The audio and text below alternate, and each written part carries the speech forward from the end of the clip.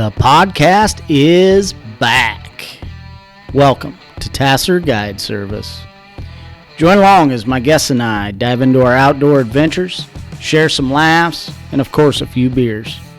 A new episode will be released every other Friday at 5 a.m.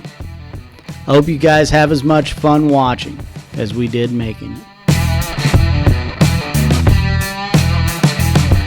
The agenda. Well, I was just going to talk a little trapping with Jay and talk a little fishing with you. And we're so far from trapping season. I know, but there's got to have a recap. There's because I haven't talked about trapping. Sounded like trapping was short. It was horrible. It's going to be a short conversation. It was horrible. The water was frozen on day 3 of the season. You are the reason that predators are at an all-time high. Yes. We did not set a single coyote set for 2 reasons. You're the reason turkey population is dropping. Like, I read an article about it today, and they said, we did all this research, basically, and we've uncovered more questions than answers, and I just have the answer here. Jay and Ryan didn't do their goddamn job. No shit. Yep. So turkey population's dropping. Yeah. Thanks. No, the ground was froze before season started, which makes coyote trapping nearly impossible. But didn't it thaw out? And then refreeze and thaw out and refreeze. Because it was hot and cold, then crazy cold. Yeah. So you set your traps, and you got to go through all these measures to make sure it doesn't freeze, and then the mud comes, and then your traps don't go off anyway, and it's a pain in the ass. So it was a challenge. And our buyer bought coyotes for $3 if they were skinned. Yeah, it was bad. Now, I think the money excuse is bullshit. Well, because there is literally no other outdoor activity that you get paid for. But why spend 2 weeks to catch 15 coyote when you can spend 2 weeks and catch 200 raccoon that brings $7 a piece? Yeah, that makes sense. Yeah. But when people who trap complain about the prices, I'm like, cry me a freaking river. Okay? Like, you know how much I got paid to shoot a turkey last spring? 0. Yeah. I had to pay $25 for the tag to shoot it, But you didn't have to drive for 2 hours every morning at 4:30 in the morning for months. Right. That's what you're missing. And then when you get off you work, didn't have to either. You chose to. Well, I chose to save your damn turkey. That's what I chose to do. You should have done better. But that's the thing. When you get that many sets out, you have to check them. You have a responsibility. You have a responsibility to go do them every day. Yeah. You have to do it. And then after work, you got to do all the skinning. You got to dispose of the carcasses. You got to get everything done. But you don't have to turn it into a job. You could go set 10 sets and then make it nice and leisurely. That's no fun. It's like the guys, you're comparing. I'm an all and isn't that true? Like that's just it. I was going to say the same thing. When we trap, and there's no. We're just going to set a few. Then why do it? It's like if we go set, we want to get them all out. We want to. Yeah. You want to hammer them. I respect that. Yeah. Okay. It's the guys who complain that I don't respect it. This is a leisurely, and I don't think we complained. I'm not talking about you. Yeah. But I've heard plenty of guys who are like, "Oh, the trapping price, the fur prices are just garbage." Blah blah blah blah blah. Like, and they are. Come on. But and that's what's disappointing is because when you do put in the work and you are getting a couple hundred raccoons, and back when we were sending them an auction getting $20 a piece, that was pretty awesome, right? Yes. It's pretty easy to complain when raccoons are going from $20 to $4 because because you have that perspective. My perspective is of a guy who's done nothing but spend thousands upon thousands of dollars to enjoy my outdoor activities while you can trap and spend some money but make it back. Yours is paying you back just a little bit. I don't get paid to fish. I get paid to edit videos, and I get paid to help other people catch fish. Right. Like there's a lot of people doing the exact same thing I am, minus the cameras, making no money. If I didn't edit, wouldn't get paid. Mm-hmm. Yep. And I'm very super grateful that I have that. But it's not the same. Yeah. Right. It's not. Yeah. Well, we probably did more raccoon trapping this year than we have in the last 3. Yeah. Just out of boredom. Yeah. We wanted to get out. You wanted to get out and go do something. And raccoons are just so easy here in Iowa. Like they're not hard, There's and you can oodles of pile them. up numbers. I saw one this morning. Yeah, you can pile up numbers pretty easily, and that market did come back up a little bit. I mean, it's not to the point where they're worth flushing and stretching and drying the way that I used to do it years ago. It's weird but when you just said $3 for a coyote, $7 for a raccoon. Yes. right, It's weird. And Yeah. $12 for a skunk. yeah, skunks are worth more than anything. But skunks always carried a little value, right? In the taxidermy market, Yeah. a little bit. They weren't ever like the top tier, but they were never the lower Right. tier. Yeah, there's quite a few years that they weren't, but they're starting to make a kind of a fashion comeback, Right. and for taxidermy and stuff. And what was So crazy is my the, white hairs got the skunk stripe. That's right. Little but fun like fashion. when raccoon comes back up at if it's $7 to $10, if you can get to $10, I'll go trap as many raccoons as you can because it's all volume. If you could go catch the volume, you could go make a couple $100 in a day pretty easily. Not hard to do at all. They're just not hard to catch. There's not a lot of time and effort. You catch them right off the road, or just there's you can oodles pile of them. them. They're everywhere here in Iowa. So Yeah, many and of them. if we don't trap them, then when the prices do come back, they're not going to be here because they're going to die of distemper or mange or Do you crap really like think that. that? I think we'll always have Green raccoon, County but 2 years. I've Green seen County them go 2 up and years down. ago, I bet 50% of the raccoon died. And But they come right back. Here They they do. are, right Yeah. back. Yeah, they come right They're back. like the white bass of mammals. and I only say that because I just got done pounding on some white bass, so it's like at the top of my brain. Well, they can adapt to almost any situation. They could live in an abandoned They're car. mammalian cockroaches. Yeah. Yeah. They could just overcome. They have it in them. What was crazy is there's more money in beaver this year than had been years, and we didn't trap any beaver this year. I think we don't That's trapped a couple the early. difference and- between trapping and Nuts. reality is I've spent a lot of money on beaver, but you guys get money back. Yeah, it was weird. we- It was just a weird season this We year. had beaver Kind of an off snares year. set for 3 days before every creek was so solid I could walk out on them. Yeah. Do you remember the beaver that chewed through your fishing line when we were fishing down south? When we were camping on that island? I do. I had that happen to me a couple weeks ago. Really? Yeah. Because I fell asleep with lines out and left the clickers on thinking that if a big dog with the drag just slightly backed off, so if a big dog hit it and folded it over, he'd hook himself and pull line off. Yeah. Well, I woke up in the morning, no clickers, but one of the lines was dangling. It reeled it in and was cut. Like, I must have had a giant. It cut me off. And then I go messing, tearing camp down and look back, and there's a beaver who's got my line in his mouth just gnawing on it. It was you. Little mid-morning torture. He's trying to figure out how he can get that to his dam. He's like, man, I could tie this up with this. Build a raft. No more swimming for me, guys. So many options. But yeah, that was a fun trip though. I'm weird because I kind of like camping by myself. Not all the time, but every once in a while it's a nice change of pace. And I had 3 days and 2 nights just to think. Just kind of put you in a different frame of mind. Just do whatever I Yeah. want without like any consideration of anyone else, and think about everything and break stuff down. And This time of year, you're a tent camper, or are you just a under the always- stars camper when just- it's a little chillier, I camp in a tent. in a tent?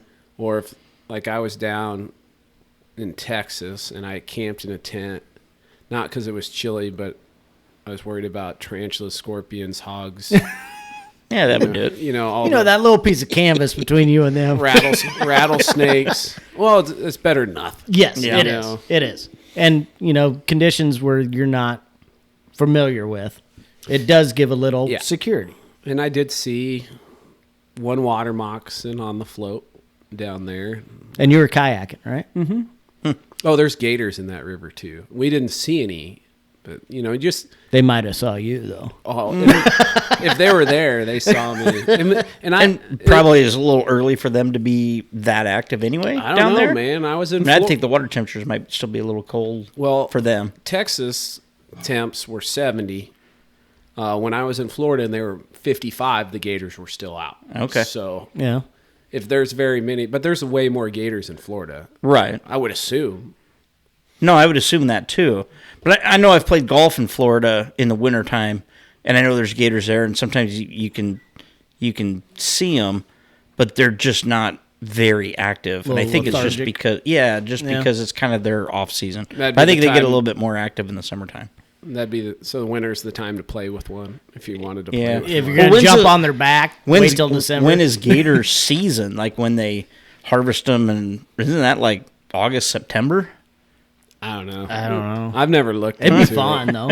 That'd be fun. I think it would be boring as shit. No. Ryan and I are trappers. You can't tell me running lines for gators would be a blast. A diddy pole for an alligator. Diddy pole for an alligator would be awesome. I was talking about, or I wasn't thinking about that. I should have been because of swamp people, but the one that came to mind first was guys will take a fishing rod and like dangle a bait in front of them. Oh, really? Yeah, but I do that with bullfrogs. Is that kind of the same thing? Probably. Well, yeah. I mean, it'd be the same concept, I think. But I can't imagine fighting one would be that fun, especially because you see it. You know, like when you hook a fish and you think you know what it is, but you're not sure. You want to see it, and then there's that big fight. And with the gator, you're like you hand feed it, and then it goes down, and you pull it back up, and it goes down. I think it'd be more fun with the swamp people with the diddy poles because the line's down. Okay, you don't know what it is. You don't know if that's a 6 foot or a 10 foot until you start 15. Until you start pulling up and you get it to the boat. You know, I'd like to do that for a couple days in a row, and then go catfishing. There's monster catfish down there too. Yeah. I would do that. I like eating gator though. So the idea of harvesting a gator sounds great to me, but the act of the fishing, the way you described it sounds way more fun than using like the actual fishing rod. That's what I would want to do. And I've seen where they like snag gators too. Like they cast out a big weighted treble hook. Oh, I saw that on Swamp People. Yeah. That's where they look for the bubbles in the water and snag them. Yeah, I did paddle over the top of a handful of bubbles when I was paddling down there. I tell you what, butthole puckered just a little bit. No, I didn't even put much thought. Like the flathead fishing was so good that all I was just thinking about was the flathead fishing. The other one I want to do in Florida next time I go down there. You can go on iguana hunts down there too, because I've heard that iguanas are an invasive species down there, and they just want to kill them. But I've heard they taste pretty decent too. Apparently, you can quarter them out and you can eat those, and it's kind of like a gator chicken blend or something. I don't know, but anyway, I'd have to put an iguana on a spigot and just slow roast it. Very barbaric. When I was down there, they're like squirrels to us. Like you driving along, you'd be at a stop sign, you just look over and. There's a 4-foot iguana just sitting right there in the yard, you know? And they're everywhere down there. What's up? And I saw a few on the highway, like they're getting run over by cars, like they're everywhere. But yeah, you can go on these guided iguana hunts, a couple $100 for half a day or whatever, and they shoot them with 22 caliber pellet guns. Well, I was just going to ask if you could use the airsoft or the pellet gun. Yeah, pellet gun, same thing that we're using, but yeah, just a 22 caliber pellet gun, and you can drop them and. So that's something I want to put on my list next time. I went down there this winter. I did go fishing. But are you going to go there pretty much every winter? Probably every winter we'll go down there. Yeah. You fly down? We do fly. Just say if you drive down, you should take a little offshoot and we'll go fishing. I could easily get talked into that. But if you're my wife will fly. I'll meet you there. Oh. You know, and then I'll just drive to you. That could work. That could work easily. Although I'm up in the air if I want to do Florida or Bama, but if you drive, both would be on your way. Yeah. Yep. And both would be a damn good time. I'm in. Don't have to twist my arm to go fishing. Mm-hmm. We did go fishing down there. We put the whole family on the same guided boat that I had when I caught my shark a couple years ago. Caught another shark. We did not. It was actually a pretty slow day of fishing. I thought you sent me. We got a barracuda. That's it. That my boy reeled in, and it was 50 inches, 50-inch barracuda. With mouthful of razor. Oh blades. my gosh, the teeth on those things are just unreal, right? But the funny thing is we fished all day. I ran into one when I was scuba diving in the Grand Cayman. Probably pretty comparable to that one. Yeah. And when you like to hold it and see it out of the water, you know it's an impressive fish. To see it face to face in the water in its element, like its eyeballs were the size of a beer can lid, man. And it's just staring at you because he's on top of this. He was on top of this coral bar. Just the waves were I mean, it was only a foot deep, and the waves were crashing over the top of him, and he's just sitting there, and I'm like, well, and checking myself, make sure I don't have anything shiny on it. No sudden movement. Those teeth would put a ear piercing right in your nose, or dude, if they my bit you in the gracious. neck, you'd be toast. You'd be bleeding out. Yeah. I mean, the teeth are just ginormous on there, and the way they stagger them, like there's one right off the nose, but then there's two more that come up and they clamp down. Oh, they just look nasty. They just look like they could just anything they get in their mouth, they ain't getting away. I watched a 30-incher eat my swim bait down there because I woke up early one morning and several mornings and went fishing, but the one that in particular that stuck out was the first day when I didn't have wire, and I threw one of them swim baits and I watched it eat it. Never felt it. It was just cut that clean. Just cut that clean. Didn't feel a thing. If I hadn't seen it happen, I'd still be scratching my head. Yeah.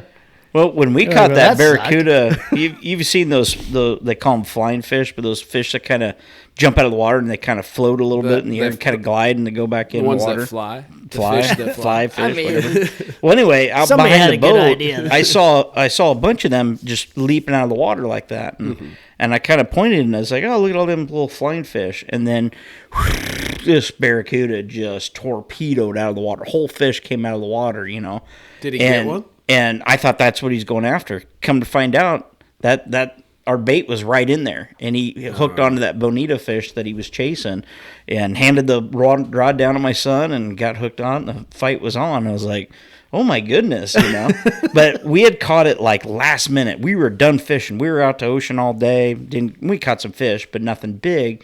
And we caught this trolling in the canal on the way back. Yeah, they'll come up in the intercoastal. Yeah, I mean, we were close to being docking where we caught that one, but it was funny. We had to. It's cool. He had to dodge traffic. It's cool. You had a captain who kept fishing till the end. Yeah, absolutely. Yeah, they don't all do that. No, he fished to the very, very end. We were maybe quarter mile from the dock, and he was still trying to catch a good fish for us. Who was it? Like that's worthy of a shout out. This is called Fishing Headquarters in Fort Lauderdale, Florida. And my captain, his name is Mick, and then his deckhand down below is Dave. Yeah, because Mick and Dave. Mick's awesome. I'm a guide, so I'll use those guys every time. Give credit where credit's due. Absolutely. Yeah. I mean, that guy was trying hard to catch a fish, and he was just as excited as we were when we caught it. But then he had to dodge traffic because to catch this fish is going over here, so he's turning into traffic to block off other boats so the boat wouldn't go over the top of our line. And then there's a lot of slacks, and it's like reel, try to get as much line in as you can. And then there was this bachelorette party barge. Like they were watching the show, so they were following us and had all these drunk girls at this bachelor party cheering them on. Did they give you a show? I don't think so, but that was fun. He had his own little cheering section, and captain's trying to dodge traffic and direct traffic, like get away, go that way, turn here, and he's turning into blocking the traffic just to get this fish landed. But yeah, Mick's awesome. He was the same one that was with me when I caught that shark. There's a video that was actually on the news before we got down there. 12-year-old kid caught a great white shark down there on that fishing charter. Fort Lauderdale? Fort Lauderdale. On the charter. On that, and it was on that, and it was the same boat. And I asked Mick, I said, I know you guys were the outfit that kid caught that great white shark. I said, who caught it? And Mick was all bummed and mad. He goes, son of a gun. He goes, I haven't taken a vacation in like 5 years. And he goes, the 1 week I take vacation, that was my boat. It was Dave. He goes, it was his boat that caught that great white shark, and he wasn't there for it. He was on vacation. So shout out to Mick. He's a good dude. He's a good dude. And you're going back every year, and you probably get a trip with him every year. We'll go every year. We'll go fishing, try to catch something big. So that's cool. It's a lot of fun. You never know what you're going to catch out there. So that's Southeast Florida, isn't it? It's almost Miami. Yeah, so you don't have to even go very far to be in deep ass water out there. I know there's guys who kayak fish for sailfish over there. Mm-hmm. Really? Because you go a couple miles in certain areas. I don't know if it's all like that, but I know some places are like that where you go a couple miles offshore and you're in 500, 600, 700 foot of water where you can get into those pelagics. Right. Holy crap. That's what we were trying to catch most of the day was sailfish. Yeah. And they just weren't cooperating. But he said it was a little early. We were on the early side of the season. The fishing gets a little better closer into spring. Sure. I've always wanted to catch one of those. The as far as saltwater fish go, sails and tarpon are definitely the top two on my list. Like, I'm not super interested in marlin, and some people geek out over Goliath grouper. I mean, those would be cool to catch, both of them, but if I'm going to pay anybody to take me out, we're chasing tarpon or sails. Yeah. If I'm catching a grouper, I want it to be on a full chicken or a turkey like I've seen.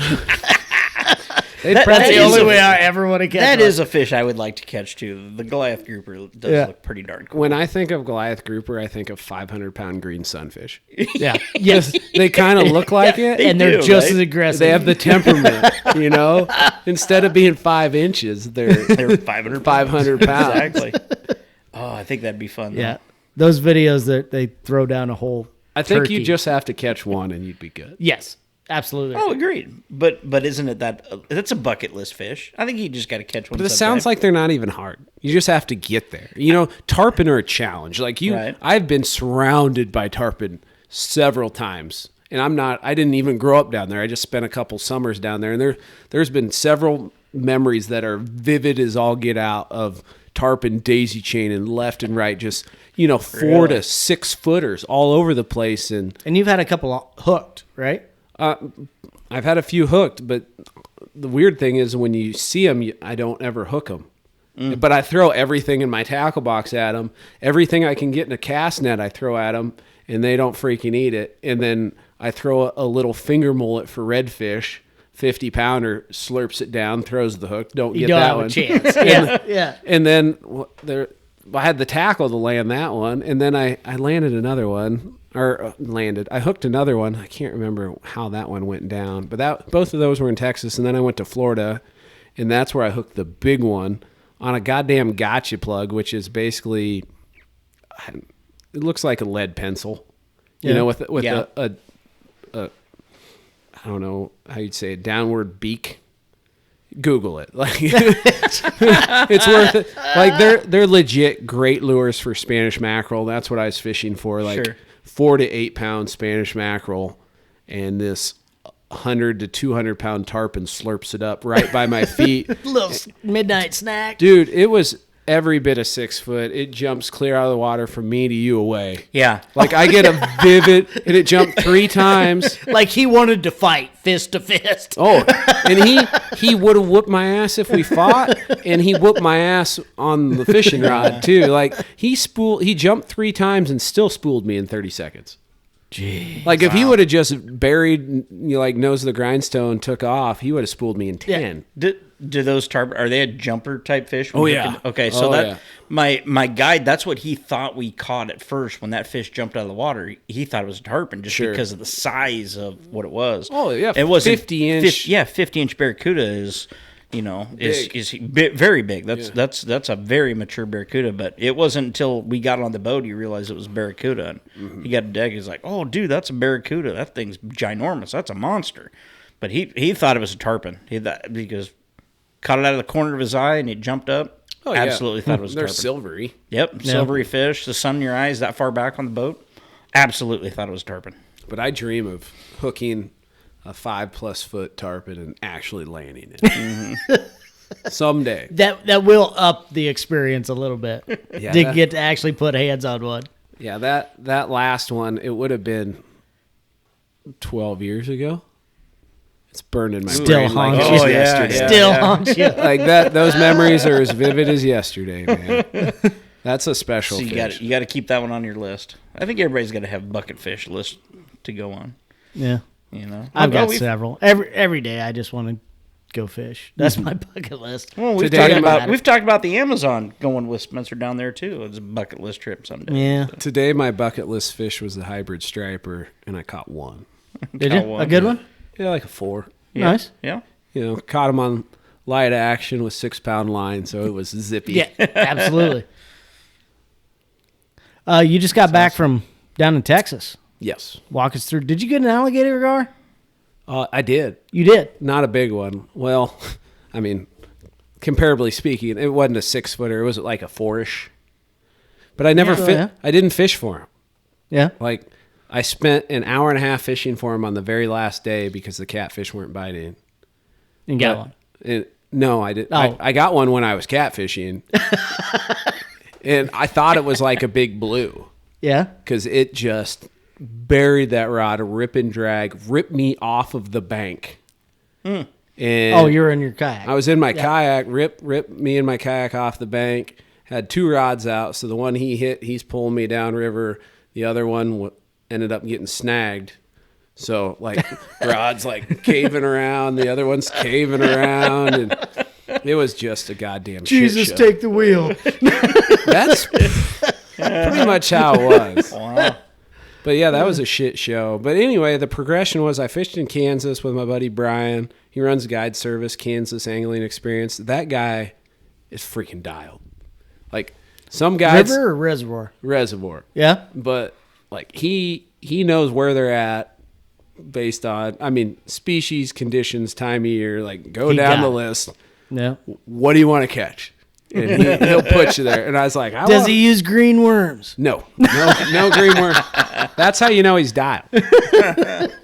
But yeah, I left here in the afternoon, got down there. We did a podcast. He's got a podcast, Kansas Angling, or it's You Don't Own the Lake podcast. Oh, that's a good name. That's nice. Well, yeah, there's some backstory to it. But I'm sure. It's funny. And we had a good time on that, and I drank too much and ran my mouth, which Allegedly. is pretty standard.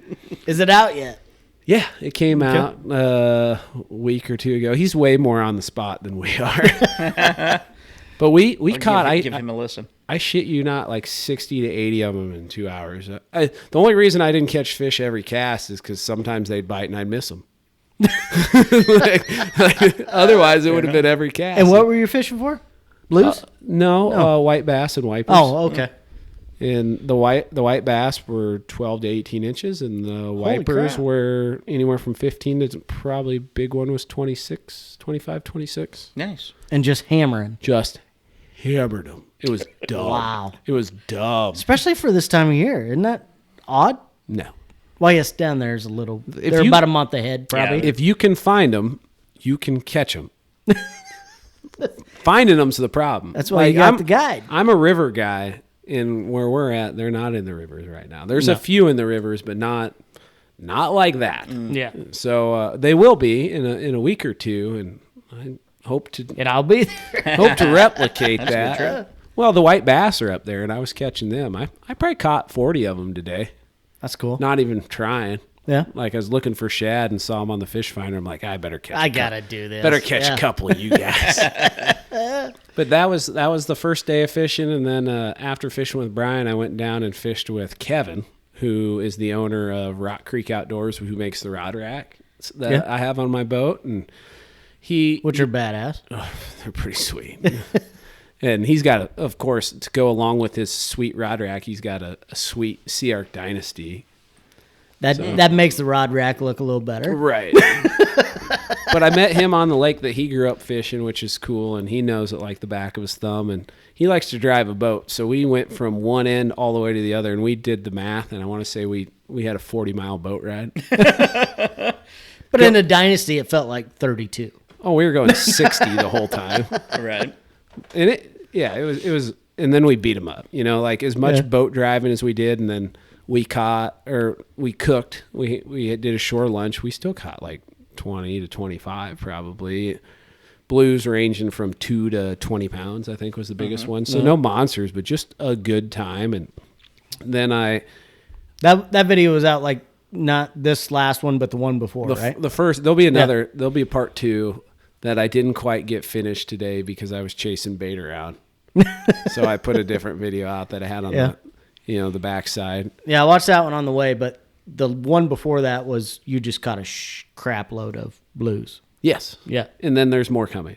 Yeah, we caught a bunch and then we caught more. But that was a good time. Kevin's a good time. Like he is about as, all around good. People say that are about all kinds of people. Like, oh, they're the best guy, the nicest guy. Yeah. Like, he is the nicest He's guy. got them trumps. Huh? Like if I had to categorize the nicest people I know in my life, I've only met him.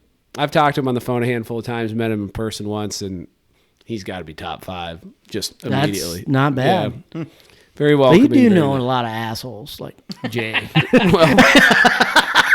Well, people tend to gravitate towards like-minded people. Well, talking about those videos and backtracking a little bit, this one, I'm going to give you a hard time for your ice out cat video because I'm like, wait a minute, I'm sitting there watching, I'm like, son of a bitch was fishing in my backyard and he never called me.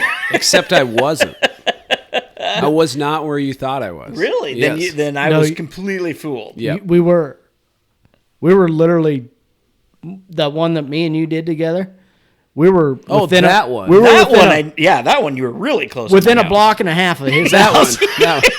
But I told him, I said it was like 28 degrees and a 30-mile-an-hour wind. The one that you commented Yeah, about. yeah, yeah. Oh, I was okay. not where you Really? think I was. Then I'm baffled. I don't know where Yeah. you were at then. I'm a long ways from your house. No way. I could have. Unbelievable. I would have had to 'Cause drive 30 miles out of the way to pick you up. That's still not that far. Or you could just meet me at my house. All you had to do is call me. Okay.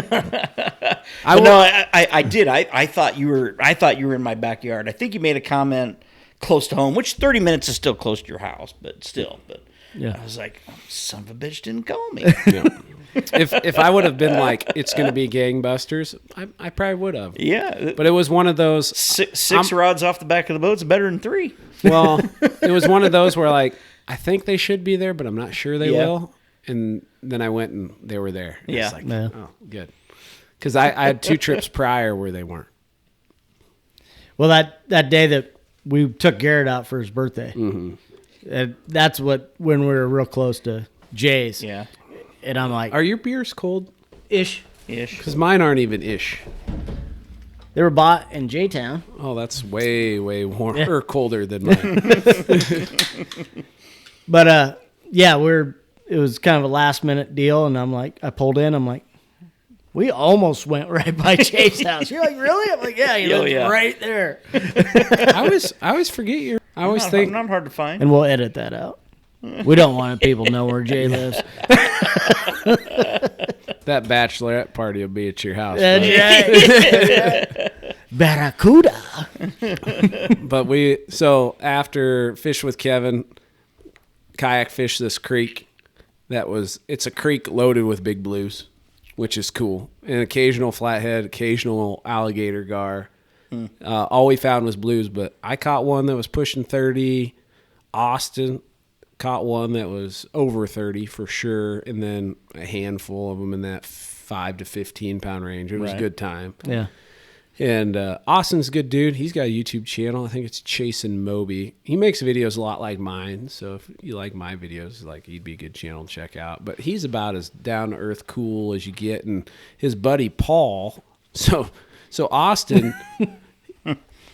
parked his car in the street, and a drunk driver rear-ended it and totaled it. So Austin was without a vehicle. So for this trip, he recruited his buddy Paul to give him a ride. Uber. Paul Uber. Paul Uber. Paul was really cool. So he dropped Austin off. We did everything, and Paul went mushroom hunting, and then camped out that night, and then met us at the takeout. Which that was a debacle. Well, it wasn't even a debacle. It was, would you rather float 5 miles down and then paddle 5 miles back, or float 5 miles down, camp at that spot, and then float another 10? So time was limited. Yeah. I opted for the paddle the 5 miles back up, which I needed to work out. Worked out pretty good. So we met Paul back where we started, and then hauled all our shit up. But Paul's mushroom hunting trip was successful, and we were met with morels and scrambled eggs when we got back. And that Spencer was sent me a pretty picture of damn morels. good. I'm like, you son of a bitch. Well, Like, bring some back. That was what, a week ago? Yeah. And that's southern Oklahoma. Yeah, and we're probably, they found some in southern Iowa Wednesday. Did they really? A few. Really? So we're 3-4 weeks away yet. Water temp was 54 today. Really? Yeah. And the water ain't even that low. And it's supposed to be 80s this week. Yeah, it's gonna be. Really They warm might this be week. popping, and then they might back off. I'm thinking more of the brown ones. Screw mushrooms. No. Flat. If the water stayed down and then it got like this, Yeah. you could go find them. But Yeah. they're dispersing. concentrated and they're not eating that well. Yeah.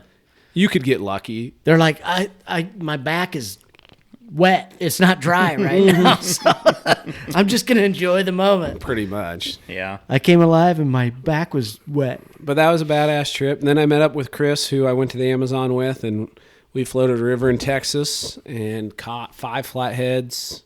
Big fish was about 30-ish. And then I hooked one that just wrecked me. It reminded you why you fish for flathead. Oh, it was bad. And it even lasted a little bit. Like, I pulled up to the spot that didn't look that great. And we were limited on bait, so I dropped down this bluegill. So you fished just like you would in Iowa? Like same? It's different. It's different. Like, every bend was 20 to 35 feet deep. And all the brush, like 99.9% of the brush was submerged. And if I saw a log, there were so many goddamn flatheads in this river that I saw a log, I pull up to a log, I drop the baits down, not even knowing what's below me, and I catch a flathead. That ain't bad. Yeah, it was pretty goddamn awesome. And if you didn't catch a flathead, you caught a blue. Right. Okay. All right. I missed some fish, lost some fish. The one that stuck out as memorably lost. Pulled up to this one that didn't even look that great. It was 17 feet deep instead of 35, like half of them were. And there wasn't even any brush below me, but there was a log poking up. So I'm like, there's brush obviously close. There's got to be something in there. So I clip off to it, drop 2 straight down, and bait's limited. So I would, if I had the bait, I put it on the hook and dropped it down. And I had one bluegill that looked like it got in a fight with Mike Tyson, man. It had seen some shit. So I hooked it through the nose, dropped her down, and then I hooked a live one, like a fresh live one, and dropped it down. Well, the beat up old sun crusty one gets eaten by a blue cat, and he cuts to the left towards the other one. And I'm fighting this blue, trying to get him out of the other line. And he wasn't even that big. He just decided to be an asshole and run straight blue cat fashion. Exactly. Well, while I'm fighting him, the other rod goes down. And I'm thinking he's tangled in it. And then drag starts peeling off of that reel while it's in the holder. So I put that one down, like under my leg. And I can't even get it out of the holder. We're going to change focus for a second. Exactly. So I finally jimmy it out of the holder, and he kind of took a break for a second. I reeled down. As soon as I came real tight on him, he turned the other direction and pulled off 10, 15 feet of line under 20 pounds of drag and just popped me off. Oh my. I mean, it's possible it was an alligator gar, but I don't think it was an alligator gar. I think it was big. Like big ugly face. But that was the one that stuck out and hurt. But what you haven't heard about. Were you disappointed when you reeled the blue the rest of the way in after that happened? No. I was glad I had a fish. Right. But extremely sad about what could have been. But what came immediately afterward was the son of a bitch. I told you it was the most brutal float I've ever had in my life. Yeah. Like it was pretty lax. And that's saying something. You've had some doozies. All right, so this river, the way it sets up is there's multiple locks that are abandoned. There used to be navigated for barge traffic, which is weird because it's not that big. It's smaller than our local river. Really? Like the one I was just on today, which and is they're moving barges on it? Back in the day, not anymore. So there used to be lockmasters running it. Lockmaster's gone. He's, ain't nobody like he died in 32. Yeah.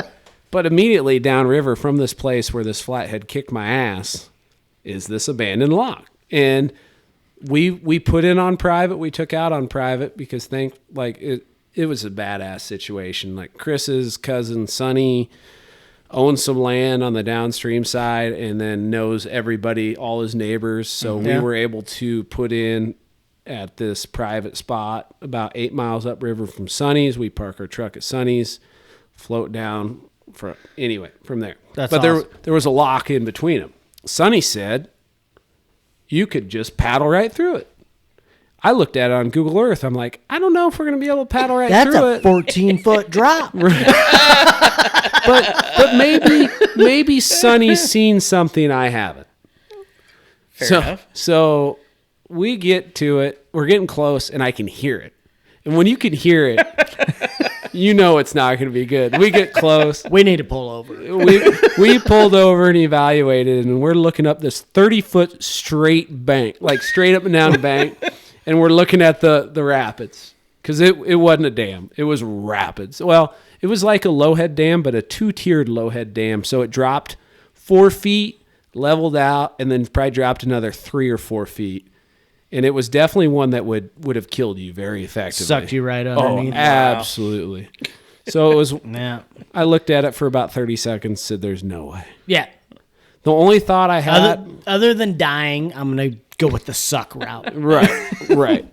So did you just hoof it down the side to get through it and then keep on going, or did you go back the other way? The only other idea I had was to tie. We had a 30 or 40 foot rope, and I'm like, I could climb up to the top, tie the rope to the kayak with all the stuff in it, so we didn't have to haul it up and just let the kayak go over it. But it was so nasty, it would have tipped and tumbled. You'd have lost everything. Yeah. And maybe even yanked me off of there. Right. No. So we didn't do that. We hauled our kayaks, bait tanks, fishing gear, camping gear, everything. Multiple trips up and down. It was 6 trips straight up, and then we filled our kayak back up. Anyway, so we hauled it all up, 6 trips, and I thought Chris was going to have a heart attack, but he didn't. So that's what really matters. That's right. He was not, the happiest about the whole situation. I can get that. But thank God But he did it. He did it. He did it. And thank God he had that rope, because if I would have been by myself, where I would have screwed myself, because the bank was literally straight up and down, I had to help. Like, once we started lowering things down, I hopped down, literally jumped 10 feet down, and somehow didn't roll. Mm-hmm. I'm an athlete. What can I say? Ninja skills paying off. But I couldn't get back up. I would have had to walk 100 yards downstream and maybe had a shot of climbing back up. But it was so steep, I couldn't. Like, I was digging my hands in like claws trying to get up this bank and just kept sliding back down. Jeez. Yeah, Chris ended up wrapping the rope around a tree and, like, what's the word for it when you're jumping? Rappel. Yeah, you rappelled down the bank. But so we filled up these kayaks with all our stuff again, tied the rope to the front, and started lowering them down. And it was heavy enough where it slipped through my hands. And to give you perspective of the bullshit of that is, like I can pick 500 pounds up on a barbell and lift it up off the ground, and this rope slipped between my fingers. Oh, I'm bleeding right from that spot. But I ripped a giant ass chunk of meat off of my finger when it slipped between my hands, and I have no idea how it happened. It was so quick. It just slipped through my hand. I looked down, I'm bleeding everywhere. I'm like, well, that's probably not good, you know? And now I got to get back in this water. Well, and the water is some of the most polluted water of any river I've ever been in my life. Like, Well, it's right outside of a major I haven't looked Texas into it, city. but I was told it is illegal to eat a fish out of there. Not discouraged, but illegal. I'm skeptical. Well, you're not going to go to jail. You're just going to die. So, It's a death sentence. I mean, that's a pretty high penalty for a snack. Severe case of food poisoning. But ended up, we got all our shit down. I got back in the water. I haven't got an infection yet, and it's been a week, so I think I'm in the clear. And then I caught a 30, so it's fine. Yeah. So it's fine. It's whatever. We just called it a Tuesday. I saw one that I saw him 4 times. Or it's either the same one I saw 4 times or multiples. Yeah. But he was 6 to 8 foot, man. Like bigger than me. He was bigger than me. Yeah. And it reminded me so much of Arapaima. Right. Like, because they would come up and gulp air and like roll. And they have the big bulky scales like the Arapaima do. Wow. Are you relieved now? I am. I was just telling Jay about the alligator gar. Yeah. And so once we wrapped up this trip, then I went and floated another creek that river was full of alligator gar. Didn't see that many except on the fish finder. And when you see one on a fish finder, it's like freaky. Like, Oh, yeah. Yeah. But then I floated this tiny creek not knowing that there was alligator gar in there. And oddly, there's a guy in that area who fishes for alligator gar all the time. And when I told him that I'd caught an alligator gar out of there, he seemed very puzzled and perplexed. Really? Yeah. So I went there not thinking gator gar. Yeah. Well, I got caught off guard, man, because when I hooked that thing and it took me around and around and I fought it and it was a shit show. Like, I get flustered sometimes, and in hindsight, you think of all these things you should have done. Yeah. But in the moment, you're like, I'm an idiot. I can't think of doing these things. So I fight this fish. I wear it out. I paddle to the bank, get to the bank, pull it towards the bank, find a nice sloped area to deal with it. But as far as like holding up for videos and pictures, I'm like, this thing has a mouthful of razor blades. It's not worth it. Yeah. Yeah, pretty much. And but looking back, I had my brush grippers with the rope, with the clip. I could have roped it and clipped it and been able to hold it up. Yeah. Didn't have a pair of pliers. Couldn't get the hook out, so I cut the line. Like, you can have that hook. 'Cause I like jimmied it with my hand for about 3 seconds, and then I felt it tense up. Yeah. I'm like, Yeah, you're going to lose a finger. I know where this is going. I'm not a fortune teller, but I'm pretty sure. so you can have the hook. Yeah. I'm not going to be able to hold you up. I kind of tried to grab him, and when I tried to grab him, he just took off, and I'm like, oh. He kind of was going Bye. to try and grab you. Yeah. So. It's like, bye. But once I'd finally, I had that experience. And that was a 4-footer? 4-ish. What did it fight like? Like a badass. Really? Yeah. He pulled the rod down and ripped a pile of line on heavy drag and then did it again and again. That's awesome. Yeah, I didn't know what to... Well, and I'd hooked a few in December when I was in southern Texas on catfish gear that they weren't hooked in the corner. This one was hooked perfectly in the corner of the mouth. So he was giving you everything he had. Well, he's giving me everything he had, but he didn't have any mono in his mouth. He wasn't going to cut me off. Right. Like those other two that I hooked prior, they were bigger. Like I got eyeballs on those other two, and they were bigger, but they were not hooked in the corner of the mouth, and I just babied them. Yeah. Because this one I didn't baby. Like he took off, and I fought him right back. I learned my lesson. Well, if you baby them, you have the chance of them not cutting you off. Right. Yeah. But when this thing hit, I didn't even know it was a gator gar. So he pulled, and I pulled back, and we had a freaking tug of war. But then he popped up. I'm like, oh, my. You are not what I was thinking you were or even hoping you were. Yeah. Now what do I do? Because you've got 4-foot flathead. You've got 4-foot muskie. Is he pound for or size-wise? He probably, he might have been bigger than 4. He was beefy. Yeah. I say 4 because I don't know. Yeah. Right. And you undersell every fish. He was big, and he fought really goddamn hard. And then he fought at least as hard as a flathead, way harder than a muskie. Yeah. But he probably weighed more than a 4-foot muskie. Oh, I'm sure. A I'm sure. 50-inch muskie's probably 25 to 35 pounds, depending on how fat they are. This thing was probably 50 or 60. Yeah. I was gonna say they're just built a lot different. They're stocky. Mm-hmm. When you think of gar, you think of a long, skinny fish, and he wasn't skinny. He was just he was a bodybuilder gar. Had some meat to him. I'm here to pump you off. Yeah, and he just whooped my ass. I got the last laugh, but I had to work for it. It's a good fish. Yeah, it'd be a good time. So that's pretty much the trip. Drove back, stopped at Tackle Bandit, which is a pretty cool bait shop. Probably one of the coolest bait shops I've ever stopped How in. have I heard that? They Is it sell a lot of online stuff? a lot of online I think stuff. I've got some stuff from there. But I got to go see the shop. Yeah. And it's in this warehouse. It's not much to look at from the outside. I didn't know. I thought there would Which be is more cool. signage. Which is cool. Yeah. But it's pretty tucked in and kind of, I don't know, just nothing flashy. And then you walk inside and you're like, they have everything. What's it called again? Tackle Bandit. Tackle Bandit. Yeah, but I know I've ordered some stuff there for something. But they're down in Collinsville, Oklahoma, and I was driving right by there. I wanted to get some different hooks. I'm like, well, they have every hook you could ever want, at least for catfishing. Right? you Yeah, know? absolutely. So stopped in there. That was cool, and I actually planned my trip around that. So I was on my way back and found me a public spot to park my truck, slept in my truck, and then woke up, went there, and then made it the rest of the way home the next day. Hell yeah. Yeah. It's awesome. It's a good trip. Yeah, I hope to make that kind of an annual thing. I'm thinking. Like I said, I got a buddy that lives down in that area, and he said he's in whenever we want to come down. He's got a place right. I think it's probably a half hour to an hour away from where you were fishing. Well, But and Chris said it's cool to, yeah, if you wanted to tag along. I checked up. I keep you in mind. Don't worry. but yeah, Jay. Yeah. That got my back.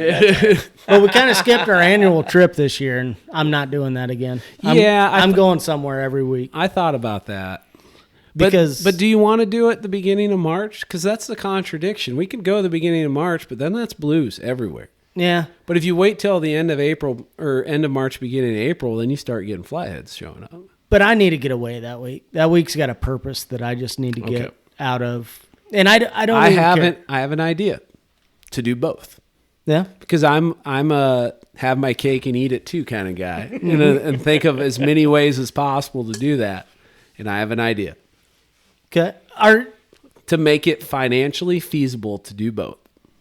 Like where it's not going to be super expensive. Because how we'd been doing it, going down to Bama and Tennessee, that kind of adds up, But there's a shorter option that is a good option the beginning of March.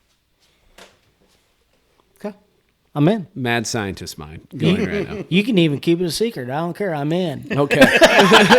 But that week, I just got that week in March just pegged. Because we've done it. Yeah, we've done it for 4 or 5 years. Yes. Well, since my dad died. So it's been 5. Yeah. And then I didn't do it this year and had a horrible week, mentally and at work. And I wanted to be anywhere else than where I was at. I can So understand. I don't care if we catch a fish. I'm going somewhere. Okay. Well, actually, next year, I'm thinking about just staying down wherever I'm at till the end of April. That was kind of our plan this year, and then plans changed. Yeah. Because I was going to probably come down to you, and then everything got switched. Just plan on I'll either be in Bama or Florida in the beginning of March. Just plan on coming down to one of them two. Either driving or flying. I'll probably just fly in, and then we talked about me flying in and then driving back together. Both of them have close airports. Yep. Yeah, work out good. And then it hit some places on the way back. It's not hard to fly these days. Or whatever. Pretty easy to get to where you want to go. Yeah. I hate flying. I don't mind flying. I don't hate very many things, but I hate flying. What do you hate about flying? Lack of control. Oh. Like when I'm driving, it's probably not as safe as flying.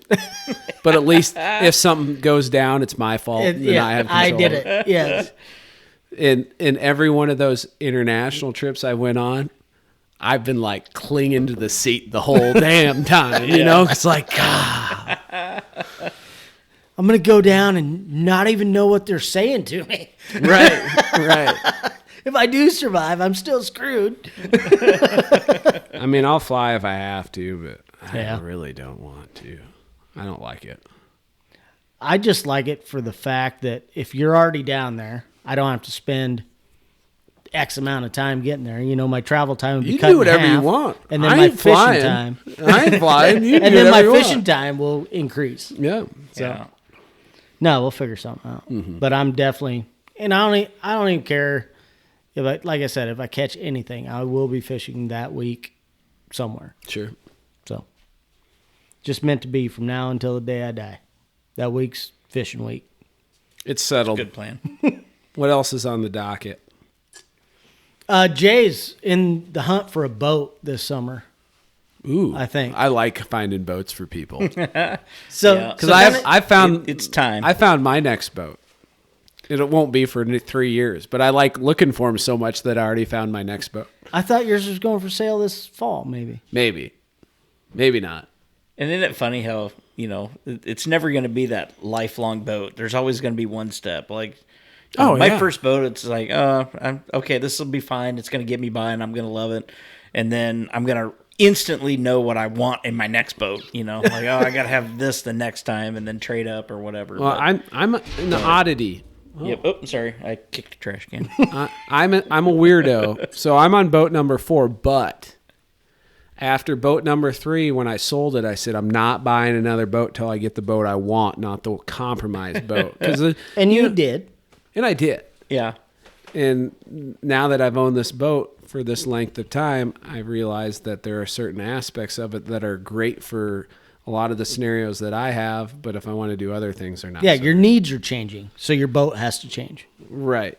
But I might just end up living with it. So, because money's a thing. Yes, money is a thing. Well, and that's a big part of mine too. So Are you looking for a lake boat or a river boat? It'll probably be a lake boat. I think, that would make the most sense. Yeah, for me, that's probably what it'll be. I had to get the truck first.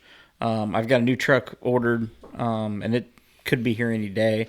But at least now I got the truck that I can pull it, so that was a big thing. Mm-hmm. And then just financially, if everything goes as well as I think they're going to go to this summer, got to win some tournaments. Then maybe some poker money will help. But yeah, with bonuses and doing some other stuff, I think I'm going to be able to pull the trigger this year because I won't finance a boat. I'll pay for it. So same. If I'm getting a boat, I say that in the next one I it. might finance. Sorry. Yeah, I'm not. Well, I had to because because I had a week notice to get a boat. That's true. That's true. So mine is finance. I can't finance a boat because I can't sit and have a boat sitting in the garage and I'm making payments on it if I'm not using it. So if I pay for it and I don't use it, well then that's on me. But I'm kind of in a different scenario. Like my boat's paying for itself. Right. Oh, you don't have to defend yourself, Ryan. No, absolutely. But for me, that's just the rule that I've set on myself. If I get a boat, I'm going to pay for it. So, but this summer it looks like everything's going to come together, and I will definitely be shopping. So is this boat a fishing boat or a recreation boat? No, it'll be a fishing boat. So screw the kids.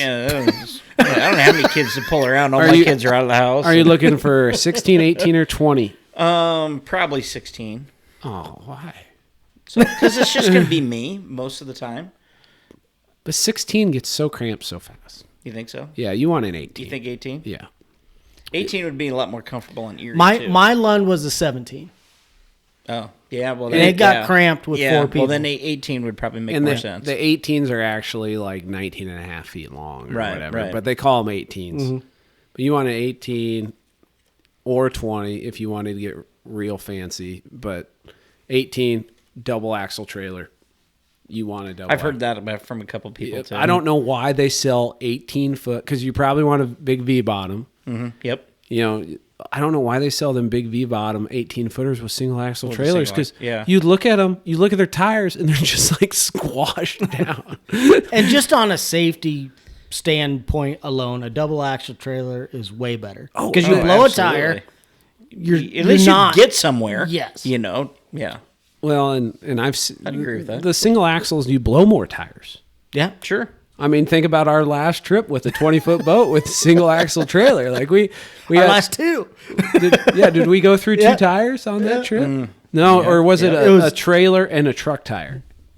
Because we went through a truck tire and a trailer. 1 year. Yeah. No, it was the same year. Yeah. Then the year before. It's the same trip. But the year before that, we blew a tire too. Did we? I think so. Jeez. The moral of the story is, if you have a 1,000-pound or bigger boat, double axle trailers where it's at. Yeah. But makes sense. They sell, like, there's so many people who cheap out. They're like, I'm going to save $400 on this $40,000 boat and get a single axle trailer. It's like, come on. Can ruin a trip real fast. Yeah. An 18-foot deep V, Crestliner, Lumacraft, like, all of them are good ones. Yep. Man. Yep. Lunds are sweet. Lunds have the best everything. Lunds cost the most. Yeah. There are several different lines of Lunds, though. Some are economical and some are fancy. Yeah. Yep. I'm a Lund fan. makes some good ones. I like Lunds. I like the Lumacraft, too. I wish Lund made the big live well. I think Crestliner's got the big live well. Tracker, the old Bass Pro Trackers, got the big-ass live wells. Lunds do not. Yeah. I think you can buy them and mod them, but it's like, I just spent $80,000 on a boat. I don't feel like I don't want to modify anything. It should be the way it should be, but they are not. And I definitely probably won't have anything brand new. It's probably gonna be a used boat from somebody from somewhere. I've been eyeballing a pile of deep V's. We might be able to work out a deal, because if I go to North Bama, I'm gonna need a different boat. Yeah. But I don't have room, and I don't want to spend. So then you won't have to winterize your boat. You just send it south. You use not it. a bad idea. You use it all summer. I use it all winter. That's actually not a bad idea, bud. We'll talk. Yeah, I think we'll talk. we could probably work Negotiations are underway. I like that. Turns out you might need a 20-footer. But if the deal is right, Full kinda 20-footer, makes sense, full right? windshield, double axle trailer. So let's say you guys tag team a bad boat. What are the options you're looking that are must-haves? What must this boat have? Full windshield. Full windshield. That's always a good Sport option. top. I agree with full that. enclosure. Yeah. Full enclosure. I like a bimby cover because I like to get, for full enclosure, I like to get out of the sun if it's hot. Yeah. A little shade makes your day a whole lot better. And then it would be a tournament rig. know. So there would be a large live well in either it would come with one or it would be modified to have a large live well. And then it'd have some badass rod racks. Probably going to go with the Rodzilla route. Yeah. They look sweet. Yeah. And then those have the nice high sides, so you get the short one. So it's right at belly button level. Real easy to reel down on it. And then, I don't know, like everything else is just you accessorize it. Accessories and your add-ons, right? Because like your Jay's- electronics and everything else, Yeah, right? because Jay's going to use it for trolling walleye, trolling channel cat, trolling blues, mainly. Yep. It's going to have Yep. probably, if it's an 18, you could get by with an 80-pound thrust, probably Trolling motor. Yeah. But I'm always more on stuff like that, especially because it might get used bumping blues on the Missouri. And then you probably want a 112 for that. Yep. Yeah. Because the thing with like my boat's 20, but it drafts so shallow there ain't that much metal in the water. No. So running an 80-pound thrust isn't a big deal. But Sure. even an 18-foot deep V, you got a lot of boat underneath the the water. surface. So Sure. I had an 80 on mine, but I wasn't bumping. But that drains your battery. Yeah. That's so hard. Like there is literally nothing else I've ever found that is harder on a trolling motor than that. yeah. Yeah. And there were periods and times when I was on the Missouri this summer where I'm like, God damn it, I wish I had 112. Yeah.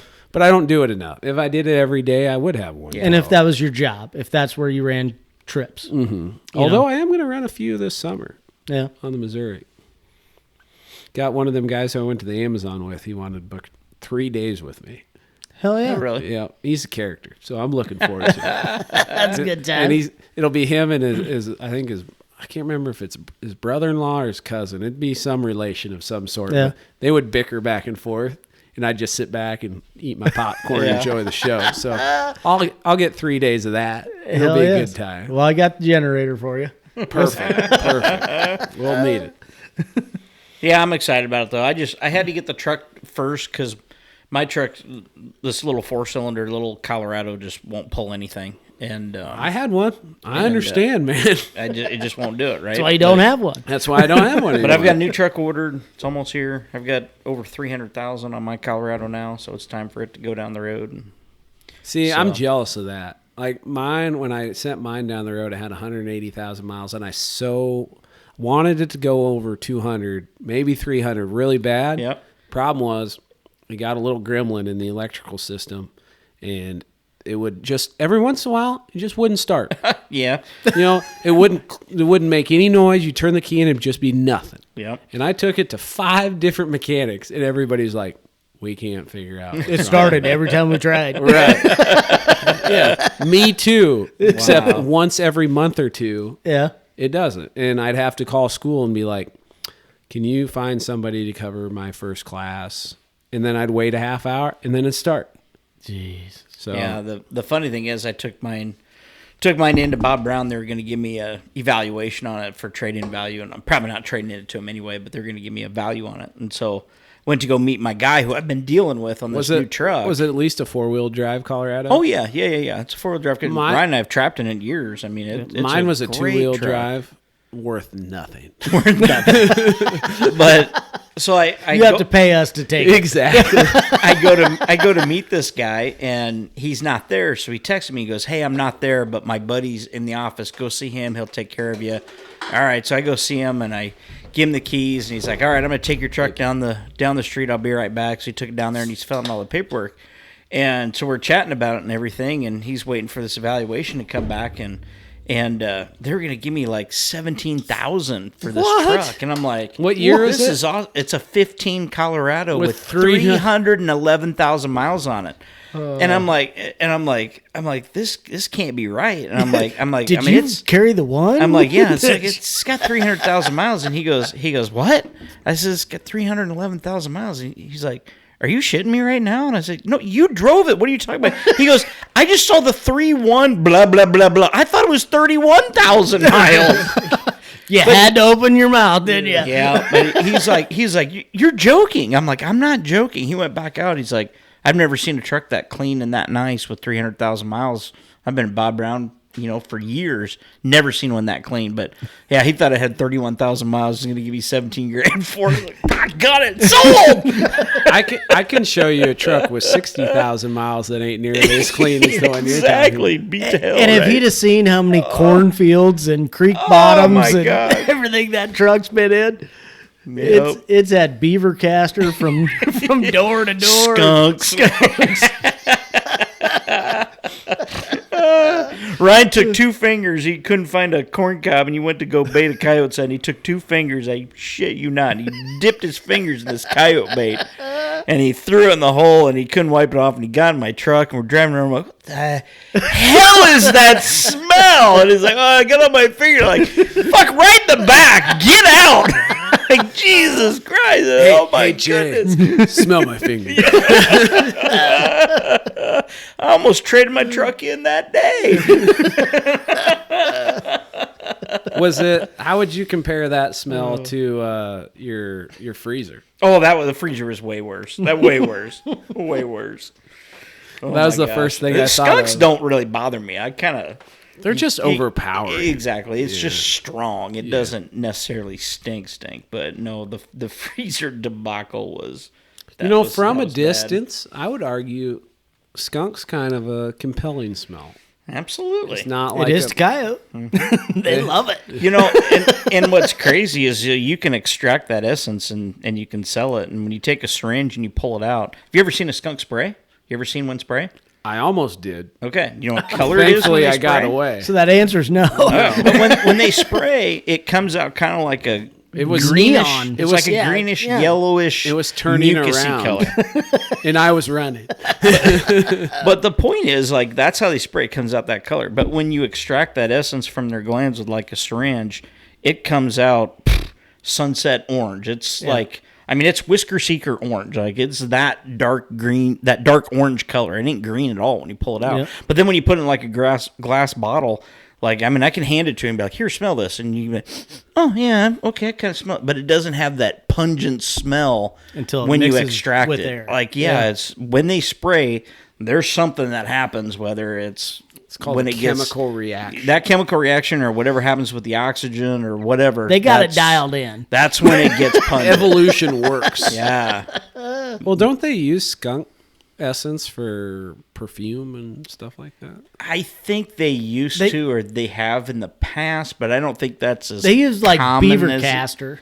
Yeah, Maybe and I that's don't- what you're thinking of. There's a lot of. No, I thought lot they of- used skunk too. I think They they might. did used to, but because it helps hold that aroma. So is there? But I don't know how common that is anymore. I'm sure they did back in the day. Is there any value to skunk essence? Yeah, now? all the different lure makers. but and it's stuff mainly in use the it for trapping that. realm. Okay. They just it's reuse not, it yeah. in that industry. But like, and you say lures and trapping, not fishing. Correct. Yeah. Yep. yeah, Yep. yeah, I'm not sure a fish would bite on skunk essence. Yeah, I don't know either. There'd be a channel cat. He'd be dumb enough. The hell is it? I smelled that 3 miles away. Let's go check it out, Bob. I gotta have me some of Yeah, that. have some of that. Real story. I worked with a kid at Sportsman's Warehouse when I was in college, and he took a shit and rolled up a turd and put it on a hook. We threw it out, and he got some nibbles. He did not catch a fish, but the rod bounced a few times. Wow. So you could either argue that catfish are disgusting, which it's a solid argument. I mean, hard pressed. You to watched find arguments. watched me catch them in the gross shad slushy. Which, if you would have had smell-o-vision, you would have been. It was bad. You would have got It was bad. your watch time would have been about 37 seconds. Dude, I spent an hour in the shower after that, man, just like scrubbing my hands I bet I scrubbed my hands for a half hour. And I'd just smell me like, nope, keep after it.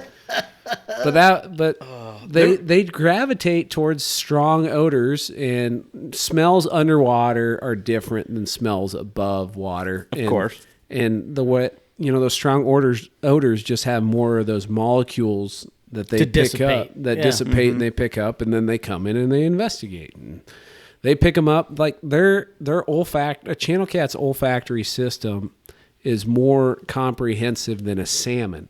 And salmon migrate thousands of miles by smell alone. Yeah. So that should tell you how impressive their ability to pick up scent in the water is. So when I don't get a bite, I'm really pissed. Is that going to be similar to like, the senses that sharks have for blood in the water type of thing? I don't remember what it is. Or maybe even, what's the correlation between the two? So you can rank it towards parts per million, and each thing you put in the water releases so many particles. Mm-hmm. And when I say particles, I'm talking molecules, and but you call them particles. So particles per million, and I think catfish can sense up to 1 particle per 6 or 7 million. So if you put a piece of cut bait in there and it releases so many millions of particles, it's going to make a cloud. It's going to that catfish can pick up a very faint. They could be 500 yards downriver, and one of them particles zips by, and they're aware of it. Whether they act on it and do anything about it is different, but they're aware. And they're. I smell Spencer. That son of a bitch. That shad is 4 days old. What the hell is he doing? He must have had a tough time on the river catching shad today. And I bet his shoulder's sore. I'm going to go bite. He's going to miss it.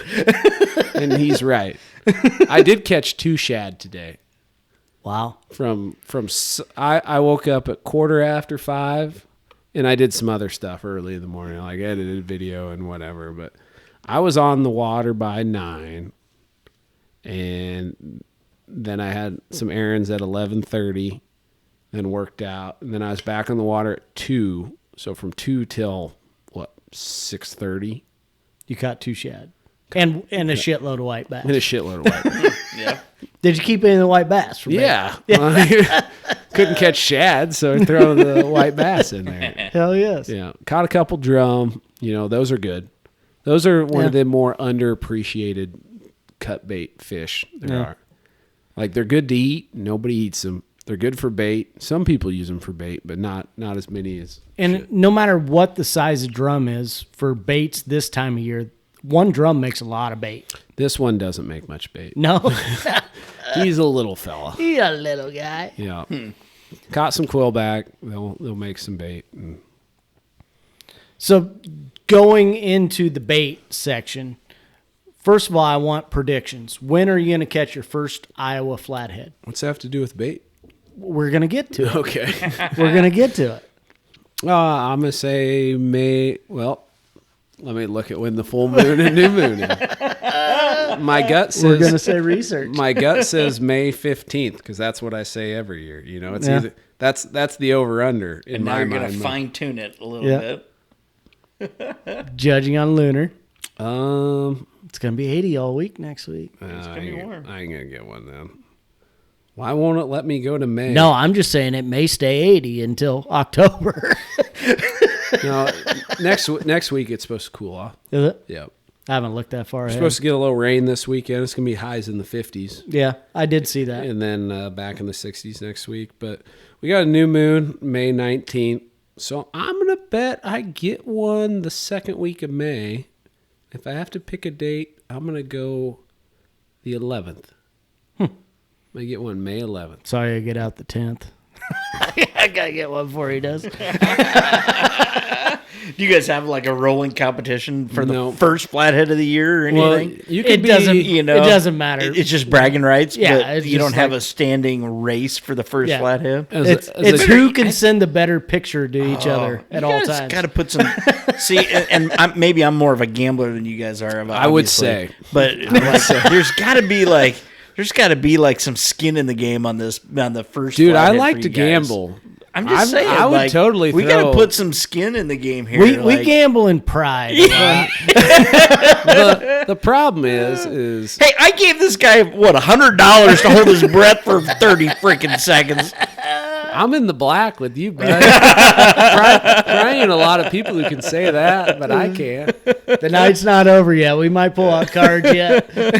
No, the problem with us is like we enjoy fishing together. Yeah. But we have conflicting schedules that don't allow us to always fish together. Right. So I get for that. us to have a competition on the first flathead would even drive us further apart.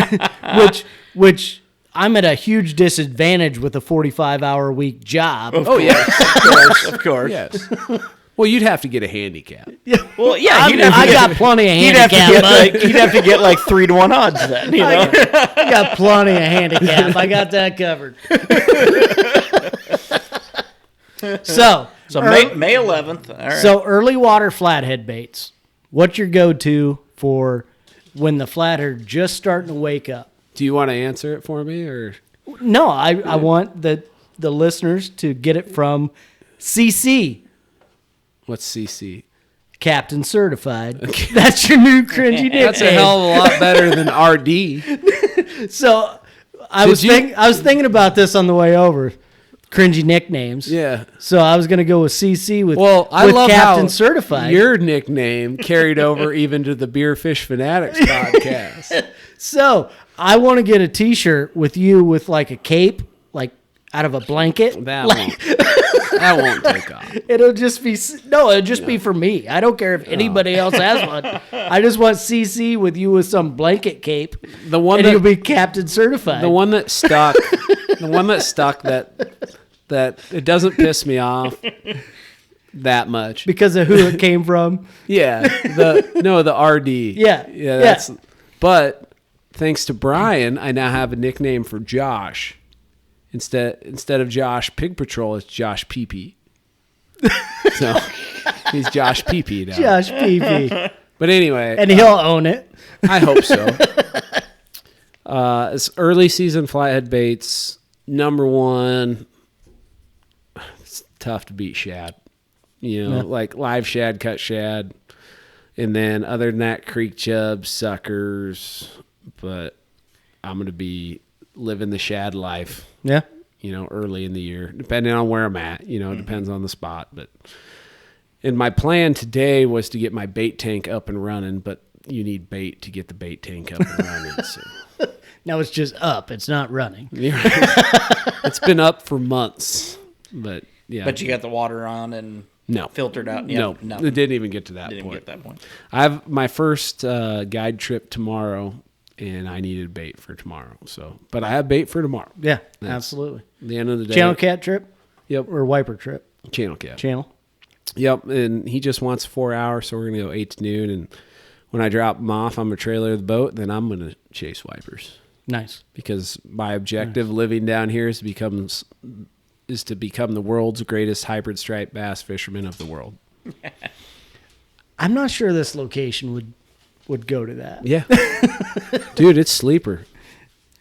I mean, I'll talk that's shit on true. Iowa fishing because Iowa fishing is not wonderful for a variety of species, but the one people don't talk about, and I'll talk about it because they keep stocking them, so it's fine.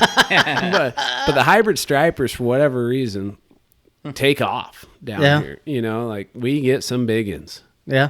And you might not. You're not going to have the numbers like you would down in Kansas. You're not going to get that Yeah. 60 to 80 fish day, but you could go out and catch 5 over 10. Like that's Which a is real crazy. possibility. Yeah. You hear some drag sizzle. And 5 over 10, you're like, I'm not sure I want another one. I do. Everything's hurting. I'll take that punishment. It's fine. But yeah, as far as early season flatheads, I'm going to say, did I say the 11th? Yep. I'll say the 11th on he's going to eat a creek chub. Cut or live? That I'm not going to predict. Yeah. It'll be one of those two, though. You probably have both in the water. I will absolutely have both in the water. Yep. And you're missing nightcrawler. No, early season flatheads get hammered on nightcrawler. Mostly smaller ones. I think I went 4 years in a row, and my first flathead was on a crawler. Yeah. And it might happen, but you can only catch them on a crawler if you fish a crawler. If you use a crawler. And you only get 3 lines, and I'm not going to waste one on crawler. The times when I get them, it's like I'm walleye fishing or fishing for white bass, and I throw a chunk of crawler on the bottom. Yeah. And then they just slurp it up. Then I pick up a 4-pound fly. Yeah. But I'm thinking 2 cut baits, 1 live bait on my 3 rods until it's not a bad late June. Not a plan. Well, or late May. Late May. It sounded like a good plan until you said late June. Yeah, late May. I mean, yeah, good idea, Brian. Go for it. Yeah. Let's put some money on that bet. Yeah. Well, all right. So we're not going to do anything on the first flathead, but do you want to do something? And we're not going to do anything on the most. So I'm going to be fishing more, most likely. But what about the biggest? The biggest? There you go. Yeah. Why not? I can't. I like to bet that. Because I'm not going out to catch a 20. Right. I'm going out to catch the biggest ones. Right. Exactly. So what are we doing? It's got to be either, a signed case of Busch Light. Signed. Well, then I can't drink it. It's got CC on it. I can't drink it.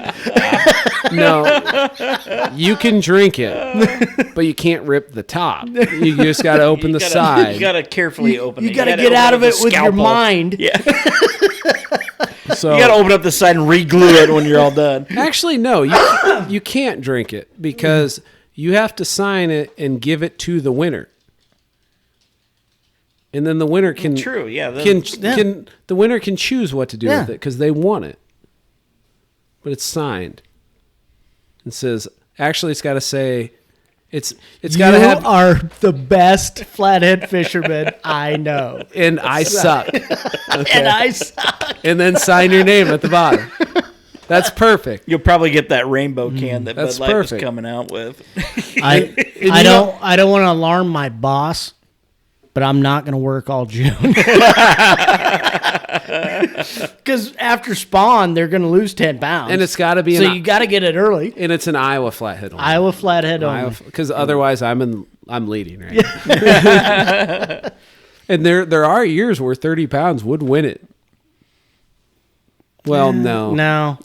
That was the old days. No. That was the old days. I've had years where my big one was high 30s. Yeah, like that tournament year. Yeah, 35, where I kicked 36. your ass. You beat me by half a pound.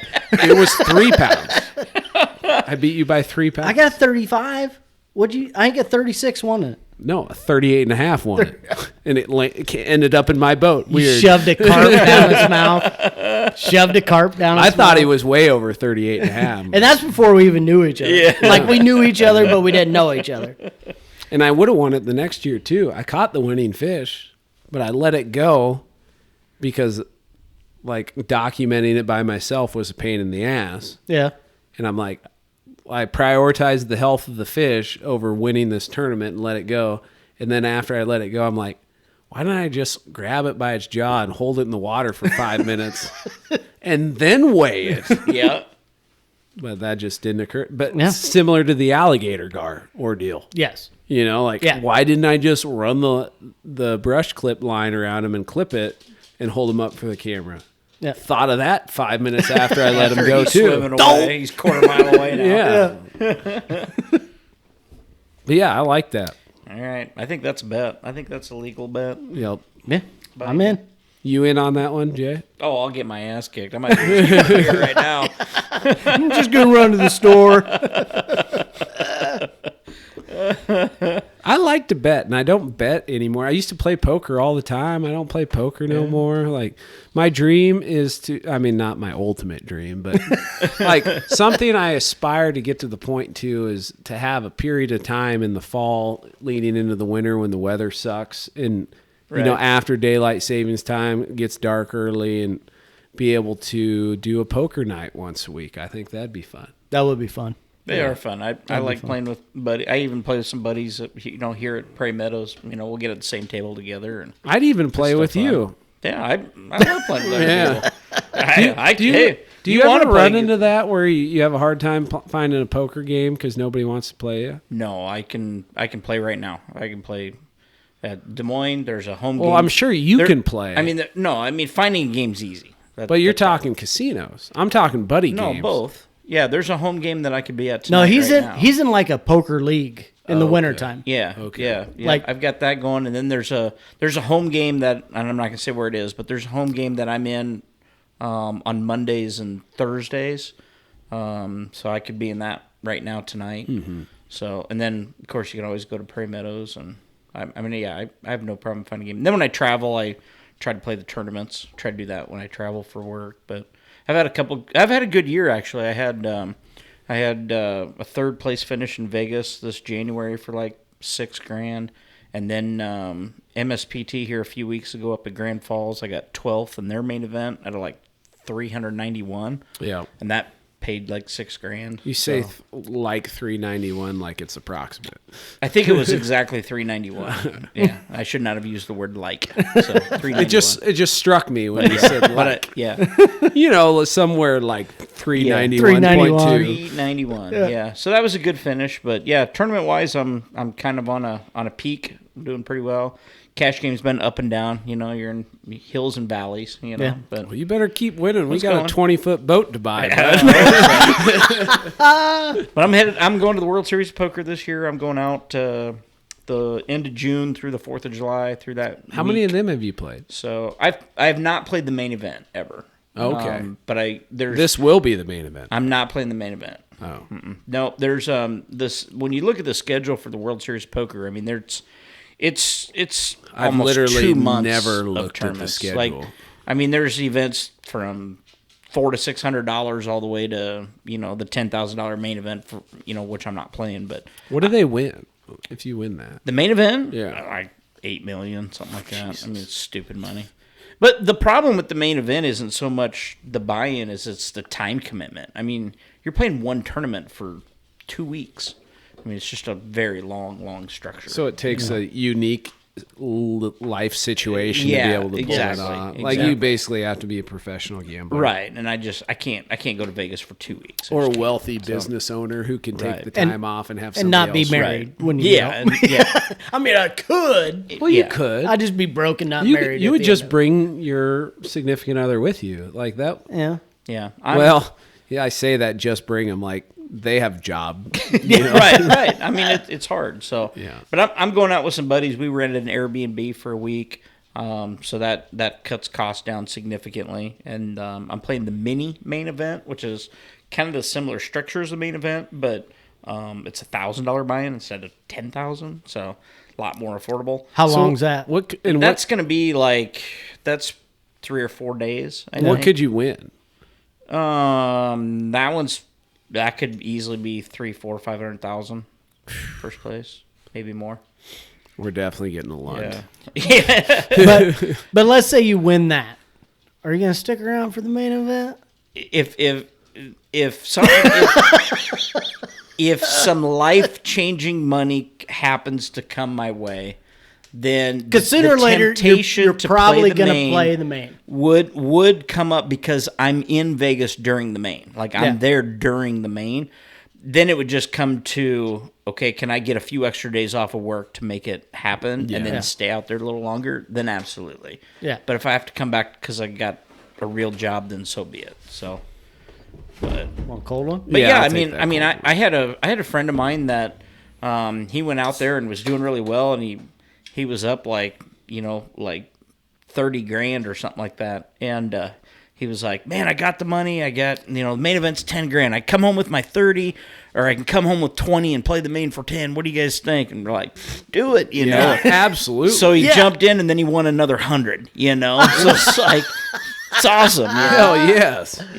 So I mean, that's worth a 2-week off. You can win come home with $100 grand. Really good life-changing money out there, but I could also go out there with $7-8 in my pocket and might come home with nothing. I don't know. You're gonna have fun. You're gonna have memories. You're gonna have to. I'm gonna have a blast no matter what. Because probably sooner or later you're gonna do the main. I'm gonna play the main adventure. At some time. That bucket list will get checked off the list. I hope someday I make enough money that I'll just pay your entry fee and you have a River Certified hat on the whole time. Yeah, there you go. Sponsored by River Certified. Actually, I've never heard of that poker site.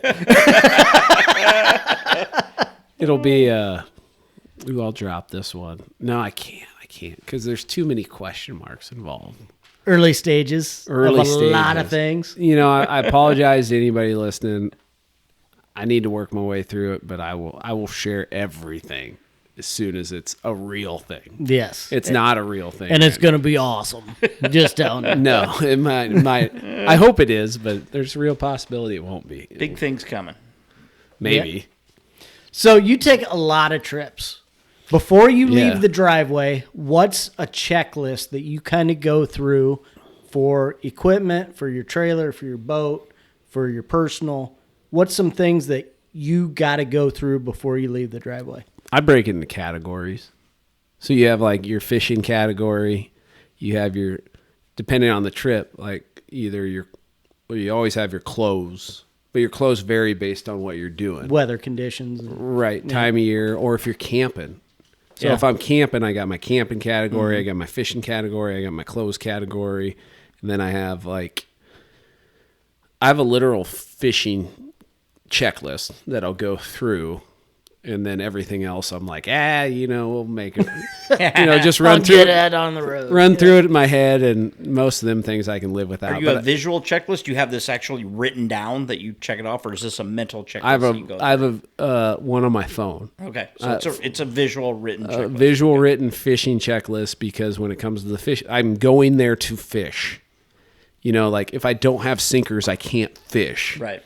But if I don't have underwear, I can still fish. So I have my prioritization of things. But yeah, just break it down in categories. I run through my head of everything I need, and then it's gotten more comprehensive. Like you take a boat, you know. So I have my fishing checklist, but then I also have my boat checklist. So I got a jack, I got a spare, I got an extra set of hubs, I got a grease gun, I got extra set of bearings. Or I said hubs, hub set, bearing set, all that stuff. And then, everything I've learned is involved with that as I forget things. And bad decisions make good decisions. Exactly. So over time, I've built a good kit trailer kit. Yeah. And all those things. And, so I have my fishing checklist and then break everything else in categories and kind of figure it out through my head from there.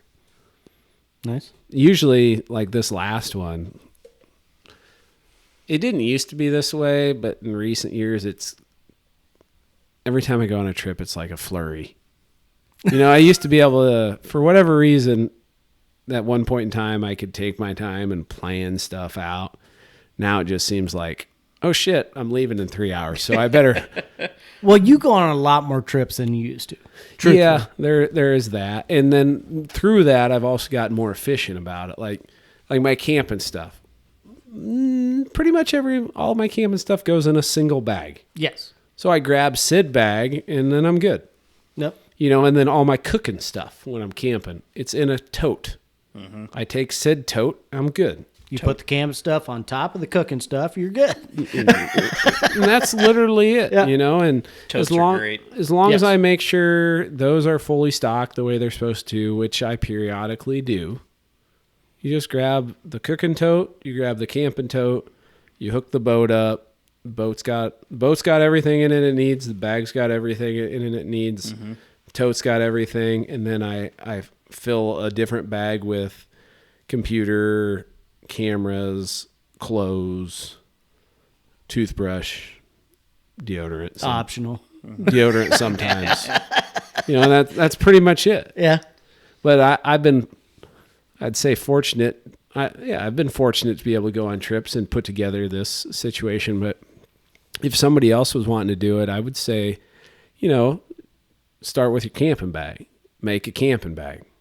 And you can fluctuate stuff in and out and change it however you want. And you will over time. I know I have. You'll add more than you take away at first. And then you'll start. At first. Yes. And then you'll start, okay, I haven't used this in 12 trips. Well. It's staying home. I got asked to lead a kayak fishing class for the DNR.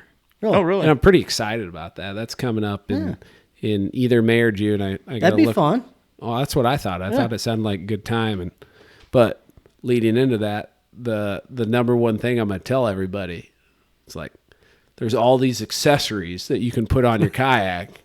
The worst thing you can do is add more accessories to your kayak because it's going to just create friction from getting your kayak from your garage to the water, which when it's on our goal. Yeah, the goal is to use it. And the more crap you have on it, the harder it is to use it. Yeah. So, mine's pretty simple when you take the cameras off. Like literally I got a few brackets that are always on there. I got rod holders that are always on there. And I got a fish finder that you can take off or leave on depending on how you're feeling. And then I got cameras. You take them cameras off. Streamline. Streamline from my garage to the water. No big deal to take it from my garage, throw it in the back of my truck, and put it on the water. Then you got your brush grippers. You got your T-handle. But they're always on there. Yeah. You set it up in a way where that stuff is always on there. You don't have to add it on. It's got a spot. It's got a spot. The more stuff you have to take off and put on from your garage to the water, the harder it is to use it. Yep. That's one beautiful thing about a boat. Like everything's in the boat.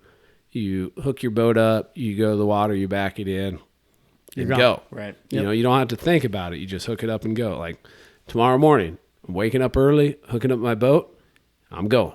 I don't have to throw anything in there. It's all in there right at this very moment. The only thing I have to add is a jug of water and coffee. Yeah, I was going to say it's more about restocking, right? What'd you run out of on that last trip? Mm-hmm. What do I need to get more of? I need more water. I have a food pantry in mine now. Yeah, I need to restock the food pantry. I need another roll of toilet paper. I need whatever, So. But restocking is a good way of describing it. So as long as you have your different categories set up, you just grab and go. Like I could be ready to go anywhere in the country in 20 minutes probably. Yeah. As long as everything's clean, packed. That's my problem. When I come home from a trip, like I take all my camping stuff out, I let it dry, then I clean everything that needs clean. And then I just snuggle up in the mold. Then I gotta make sure. Tent smells funny. Yeah. Like my basement right now has my big hub still up in it because from my last ice fishing trip, I took my hub, so it needed to dry out. Yeah, right. I don't use my basement because my house is ginormous, and I haven't used my hub since, so it's still sitting in my basement. Very dry. Yes, it is very dry, and the kids used it for like a playhouse the other day. Yeah, that's good. It's multi-purpose. Yeah, that's right. But I'm a fan of the categories. You break things down into categories, you set things up in categories, and then you just make sure it's a camping trip, so I take the camping bag. It's not a camping trip, so I don't take the camping bag. I just take a clothes bag and a boat or, Yep. I'm a big fan of totes, too. I like as long as you got a boat. Totes. Kayak makes a big difference, but when you got a boat, some of our camping trips, the whole front of your boat's just totes about 4 high. Well, that was one thing on this last trip because I got a new kayak and packing it for camping. What I've learned real quick is it's got more room, but it's segmented. Like my other kayak, all my camping stuff went in the front, bait and food went in the back. In this one, it's camping stuff goes in the front, bait and food goes in the back, and then there's another compartment. I can put camping stuff underneath all of that, and a lot of it. Yeah. Like I can't fit as much in the front as the other kayak, even though it was smaller. but I can fit a lot, and then I can fit a whole hell of a lot in the back. Right. Which is better because it keeps your center of gravity lower Yes. anyway. Yep. It's better in the whole scheme of things. It's not quite as efficient because the other one I could just take a single bag with all my stuff and put single bag in the front. Now I got to separate it. Yeah. Which is just a process. Once that process is down, then then it's fine. Once I have my system in place, it'll be streamlined as shit and it'll be no big deal. But it's different, so I got to adapt to it. But one thing that'll be nice is it'll open up where I can do long trips, which was the whole reason that I wanted to get this kayak. It's 2 foot longer. It's got more space that way. It's also got more space just like I pulled a 20-pound flat in the kayak, and I'm like, I could fit 4 of you in here. Which would be awesome. It would be. It would be. Did not pull the gator gar in there, but no. Baby steps. But yeah, I mean, I don't know. I'm pretty excited about it. I got some trip plans for this, especially for a little bit for this summer, but especially this fall. I got some big ones that I'm going to take some leg work as far as coordination and stuff, but yeah, I'm excited. Yeah, we talked about them a little bit, but I'm going to take some trips, and I've got a guy in Nebraska. Well, he lives in Colorado, but he wants to meet Nebraska, and I'm going to go out and do a podcast, a fishing video, come home. There you go. On a weekend. Mm-hmm. And I want to do more of that. So if anybody listening wants to do something like that, let me know. I want to travel a little bit this year. And because my May and June are completely full with guide trips. Like, I think I have one Wednesday open in June. I got more coming your way, too. My July is pretty open, but Flatheads can be kind of iffy in July. So I may head south and do a little blue catting in July. And then August and September, I have a few dates open. So if anybody wants to hit a trip in August and September. But what I want to do this summer is explore new areas. So if you have a good area and you want to do a podcast, you want to do a fishing video, let me know. And I will come to you. I will take a weekend.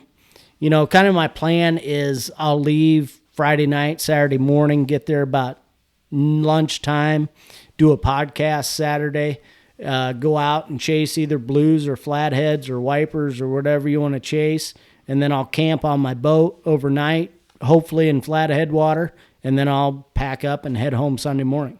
So it's a good plan. That's kind of the way I want to do it, and that way I can get more people involved in the process and get some different material. So, and meet people. Yeah, that's what I was just going to say. And it gets you out on some different waters and spread out. Because I have several messages every day that, these are people I want to fish with, and they have the same interest as me. They're just in a different location that I wouldn't go to otherwise. You're right. Yep. You wouldn't go there on your own, just pack up and drive and get on that piece of water. So but if I can gives you the ability to talk to somebody else and figure out, how they fish that area, what they've had success doing, what's working, what's not working. Yeah, you can learn from every single person. Exactly. It doesn't matter what it is. Exactly. But if I can get a podcast and a video out of one weekend, that'd be awesome. Yeah. So I like it. So if anybody's interested, hit me up on taslerryan@hotmail.com.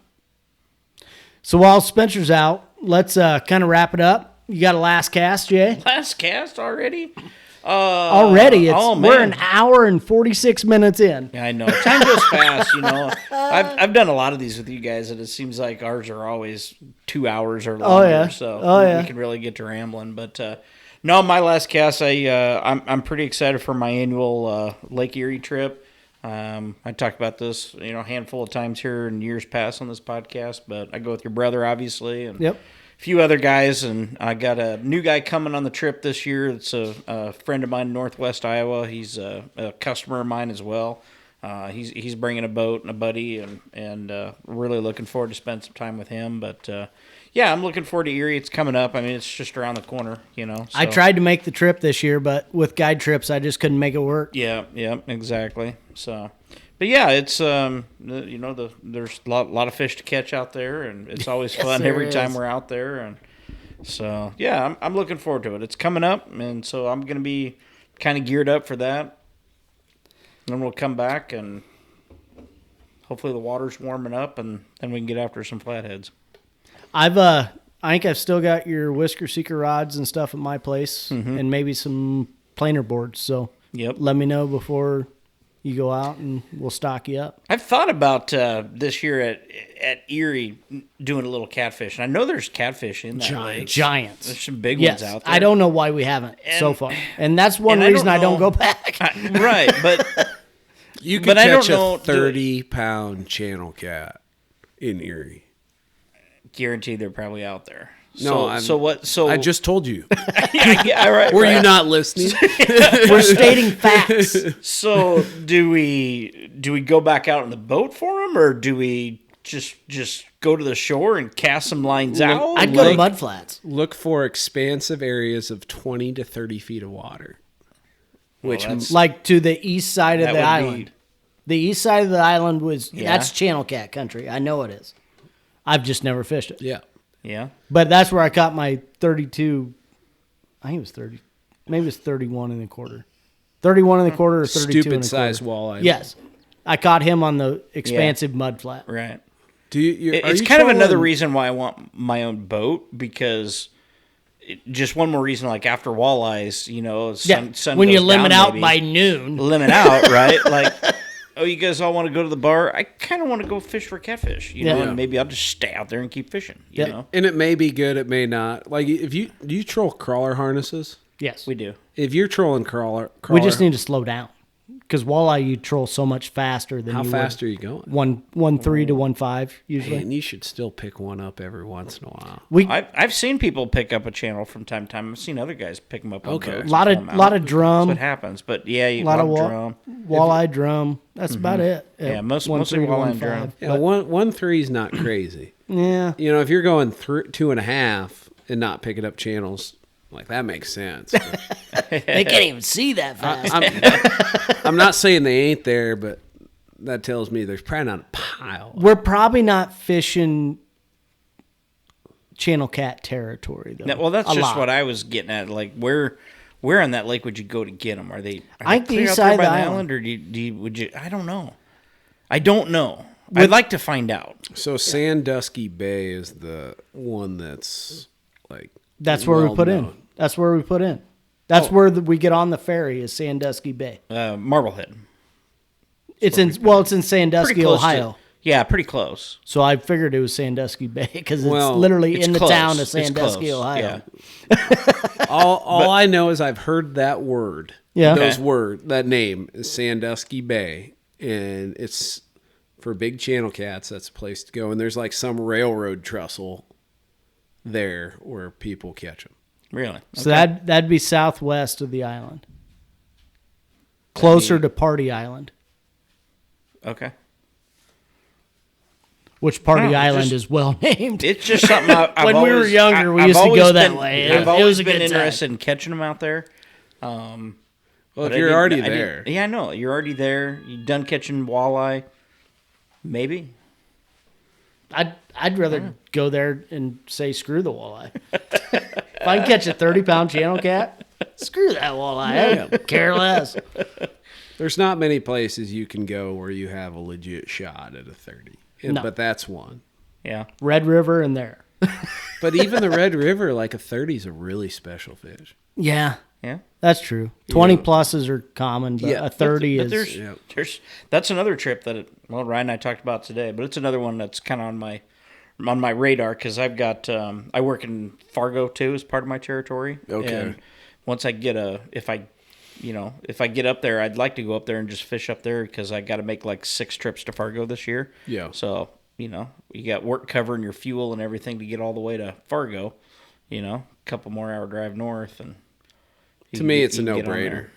But I'm also an addict. So there's that. My name is Spencer and I have a problem. And the solution is catfish. Got a fever. But I think you'd be crazy not to. Because, like, my big caveat with going to the Red River is how far it is. Yeah, it's all at 10 hours from here. Right. And that's my same with Erie as well.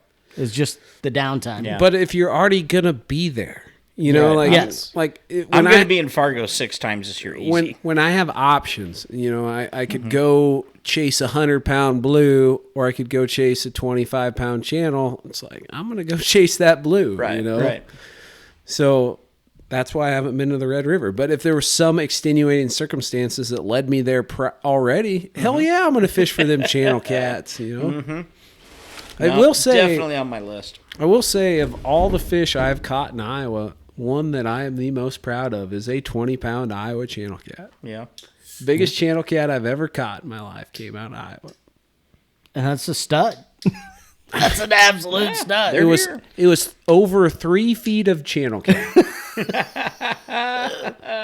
I feel like there's probably more people who've caught a 20 because he was skinny, kind of. I was gonna say What time of year was it? 3-footer. It would have been like July. Okay. Post spawn. Yeah. Yeah. Post spawn is that's what I was shit. getting at. So he'd been a 25, He possibly. could have been. Could have been. Not saying Or she probably. Not saying that he or she would have been, but he or she could have been. All I know is 36 and a quarter, 20 pounds. That's Just Yeah, it's a stupid. big channel. What'd cat. you think I've you caught- had on? Flathead. I was Yeah. flathead fishing. Oh, okay. Yeah. I ate a sunfish. So it wasn't in a reservoir. No. You caught a 20 out of the river? out of the river. Holy. Yeah. That bumps it up even. Yeah. I think so. No, I've caught dandy. 18-pound, 33 inchers out of the reservoir. Yeah. But this was a 20 and a 36 and a quarter. And I don't throw quarter-inch measurements around very often. Unless it's But you're over doing on 3 that feet. channel. But for that channel, I will. It's 36 and a quarter. No, I was pretty proud of that fish. And that's been that's been 9 years ago. He's 50 inches by now. That was a cool year. For whatever reason, that stretch of river that I had lived on and fished on, I caught that one. There was another kid who caught at 22 or 23. Wow. And there was another couple big ones. Well, Sam fished that tournament and caught like a 17 or 18 for a big fish of the tournament. Wow. Yep, big fish of the He tournament. used to own that tournament, didn't he? He won it once. Oh, he did? Yeah. Oh, I thought he was like a multiple year. I mean, when you talk to him, it sounds like it. Oh, Sammy. Yeah. Yeah, we haven't fished with him for a while. No, we need to get together with the old Sam Squatch. Well, he used to go with you guys on that March trip the week that you talked about earlier. Yeah. Well, we'd fish other times, and it just yeah. hasn't Yeah, sure. worked out. He Yeah. he went down to Florida, fished with him down in Florida. Oh, hell yeah. Yeah. Yeah, we put a 42 in the boat. That was a good day. It's not a bad day. Yeah. And prior to this year, what was your biggest fish down in Florida? Down in Florida, A lot of 30s? 44 was Oh, really? the biggest. And Because you found a lot more big fish this year. yeah, so Or you found a system for a lot more the big first fish. year, I think we caught 3 or 4 over 40. When I say we, I mean me. Because I didn't have a client. My multiple personalities did well. I didn't have a client I didn't have real clients, I guess. No, prior. you did not have captainism. I tried. I just took them for free. Great business motto. Yeah, like we're gonna book a trip. Oh yeah, I have to have my captain's license, so I guess you're going for free. Yeah, we're just buddies. But nobody caught one over 40 of those people, and I caught I think 3 or 4. But this year I caught a dozen, and multiple clients put 40+ pound fish in the boat, and Which is an awesome feeling. and the biggest one I caught this year was 51. Really? Yeah, That's good fish. yeah. I'm sucking less. I still suck. Like if you, I mean, yeah, if we're going to call a spade, yeah. you still have your level of suck is here, but it's not here. If you look at my last tournament finish, that sucked. You want to talk about tournament fishing? Well, the thing about all right, All right. this is my last cast. Tournament fishing. Perfect. So, over the course of my life, I've been a very competitive person. But it never transferred to fishing too much. I've dabbled in tournaments a little bit, and now I'm kind of like, you know what? If I want to be the best catfisherman I can be, I need to fish against the best catfishermen out there. Yeah. And most of them fish tournaments, or at least the ones I'm aware of. So I need to compete against those guys. And the last one, we got 31st out of 46 boats. Like 46 boats. Not like. It was exactly 46. Well, yours was exact. So 31st out of 46, not good. We had 7 pounds. Caught one fish. One fish in the first 5 minutes. 5 minutes. Yeah, we pull up, baits in the water. I got this. Bang, 7-pounder. No big deal. Best day ever. But we hopscotch spots. Like, so we went pre-fishing, and it wasn't even much fishing. Like, we caught more fish in the 2 hours that we had baits in the water pre-fishing than we did on the goddamn tournament. That's kind of the way my luck usually goes. Right. But the thing that makes me feel good is the team that won it, they were on the same shit we were on. Yeah. And we were hopscotching them. They set up more efficiently. They set up slightly differently. And those little things make a big difference. Mm-hmm. Yes. But I learned. When you're talking about 5 fish. Yes. That's all you need is 5 fish. Yep. So they did the little things right. We did the little things wrong. But we were on the same page. And that makes me feel good. Yeah. We were literally sitting within earshot of them when they put a 70-something in the boat. We heard them screaming about it. And they were sitting in the spot that we were going to hit next. Yeah. Yep.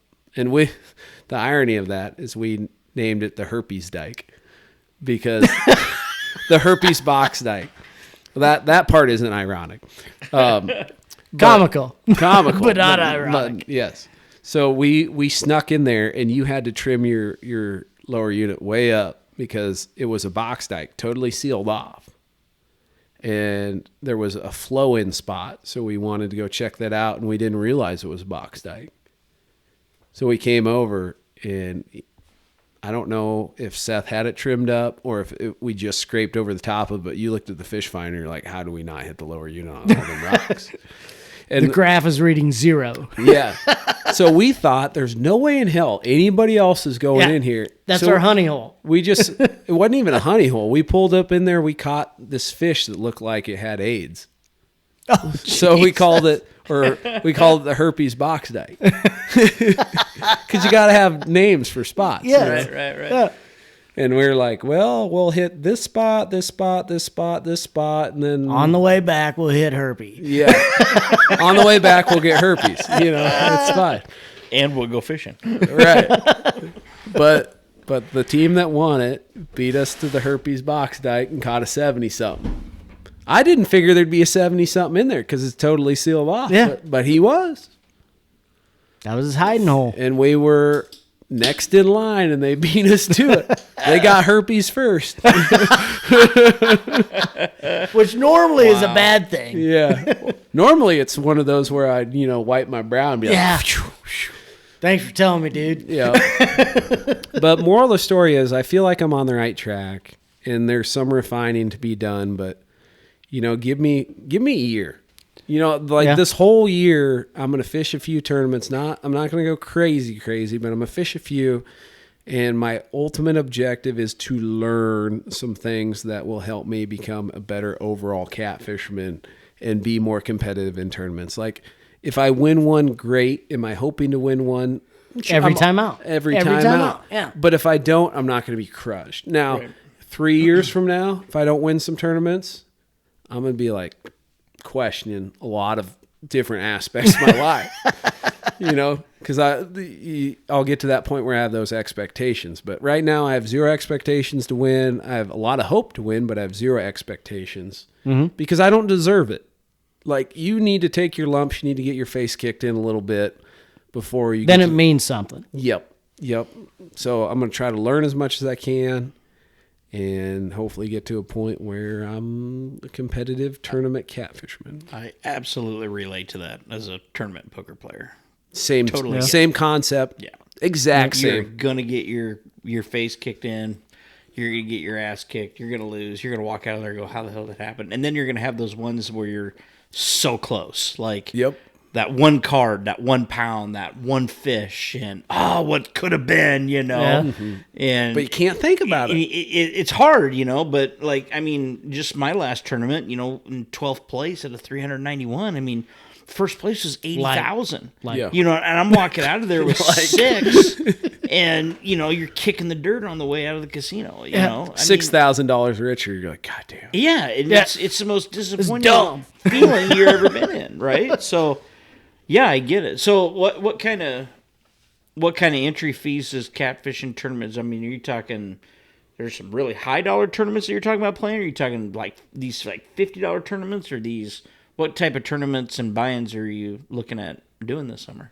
They're not that bad. You know, like I fished one in January with Brad, and we did better in that one than we did on the Missouri River one. We got like 60th out of 120 or something like that. Yeah. No money. Yeah. But feel a little better about it. But that would have been $50,000. Okay, so that's what I Holy was getting shit. at. Like, But the what entry can you fee win? was only $400. But there was 120 boats. Yeah. Right. So, you know, 400 times 120, Yep. plus a little Take sponsorship the fees money. out of there and all that. Yep. Yep, it's pretty good. But that's pretty good. You know, Darn right like it is. you're figuring, what is that? 40,000 for 100 and then 20, so you're 48,000. That don't even cover your first place. So sponsors threw in a pile of money for that one. Yep. But this last one was 160. I think first place was 35 or 3,800 or something along those lines, which is more typical. Right. But yeah, But there's some opportunities out there. there's some opportunity to win some money. But like honestly, I don't even give a shit about the money. No. Yeah. You know, I want that trophy. You know? I want everyone. I want that plaque on the wall. So we do this podcast. You look at it and you're like, Yep. champion. That's what I want. That's one of the things that changed my poker game is when I quit playing for a min cash type mentality. I'm playing to win. Yeah. You know, it's first or whatever happens. You know, But there's advantages and disadvantages, at least in the fishing realm, because, you know, like to go for the big dogs to win it is not the same as just trying to. You got to get your up. 5. Right. Got to get your 5. Right. The winning 5 is way different than the 5th place 5. Yeah. Oh, absolutely. Sure. And the But do way you- to fish for them is way different. Well, But do you I waste should your say time- 10th place 5. But do you waste your time getting the 5 first and then switching over to big dogs? Or to win it, do you have to start out with big dog mentality? Welcome to the fun of tournament fishing. Right. The answer is it depends. I was just Always. going to say yes Always. and yes. What would- it's same damn thing. Yeah. what would 5 7-pounders have got you in that tournament? 35 Same pounds. result? No. Same result? I mean, we're talking the Missouri River, man. So there was Yeah. a lot of teams that didn't weigh shit. Yeah. And that's just how that fishery fishes. So the fact Yeah. that we even put a fish in the boat, obviously, like we barely 7 pounds. That's nothing. Yeah. And we're in the top 2/3. Yeah. But yes, 5 7-pounders, and we're in the top half. Yeah. And so many things like you could think you're doing everything right. You could think you're making all the right decisions and doing everything perfect. And then it still comes down to, is the fish there? Is the Luck. fish going to bite? A little bit of Luck. luck. Like, Did you get the cards? Yeah, it's Yeah. the same thing. Like, Yeah. Man, I think this is a good spot to semi-bluff with. And, you know, I'm going to get it all in here with this. Yeah. And, He's got a full house. So it's like, okay, I'm 70, 30, 60, 40 in this hand, you know, and then Yeah. it just comes down to what cards are coming in the deck. Yeah. You know, you did everything right. You made all the right decisions.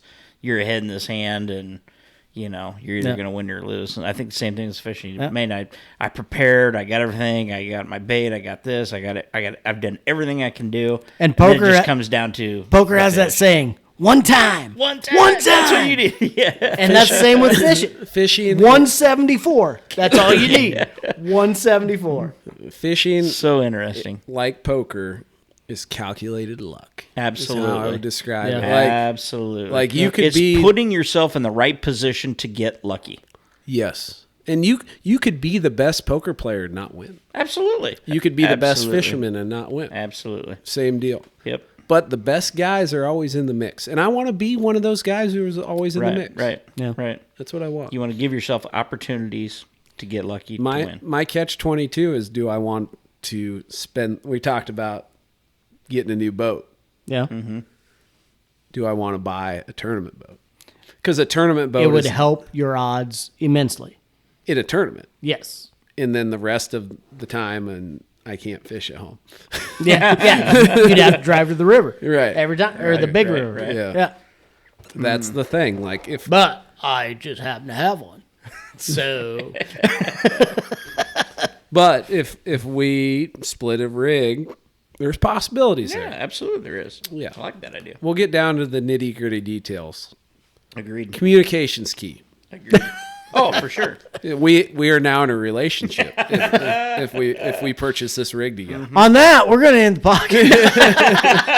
podcast. No, but people buy boats together, and then that's a way to sour friendship. But A great way to sour friendship. if that is a summertime versus wintertime, No, but it always comes down to money.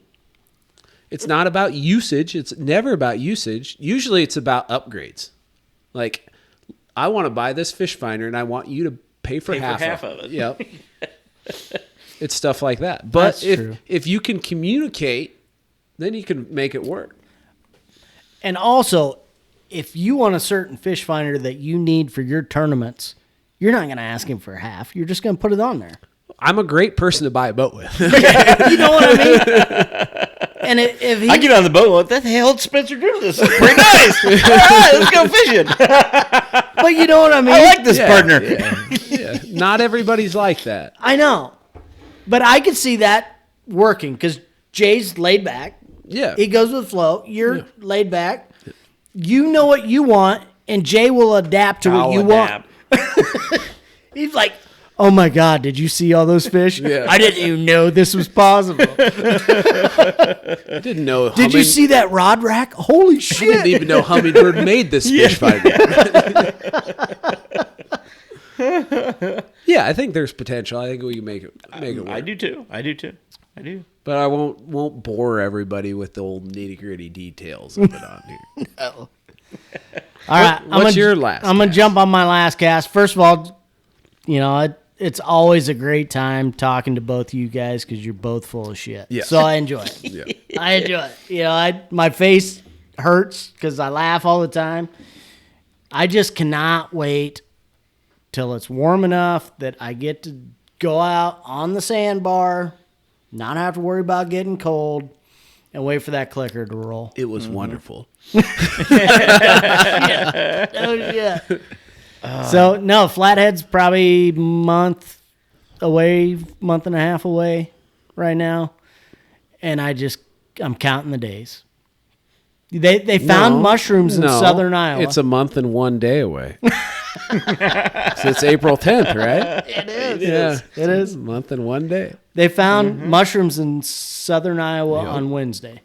So I'm guessing 3 weeks they'll be here. Shoot a turkey in the face on, what week from today? Week from today? Yeah. I still won't eat a morel mushroom. No.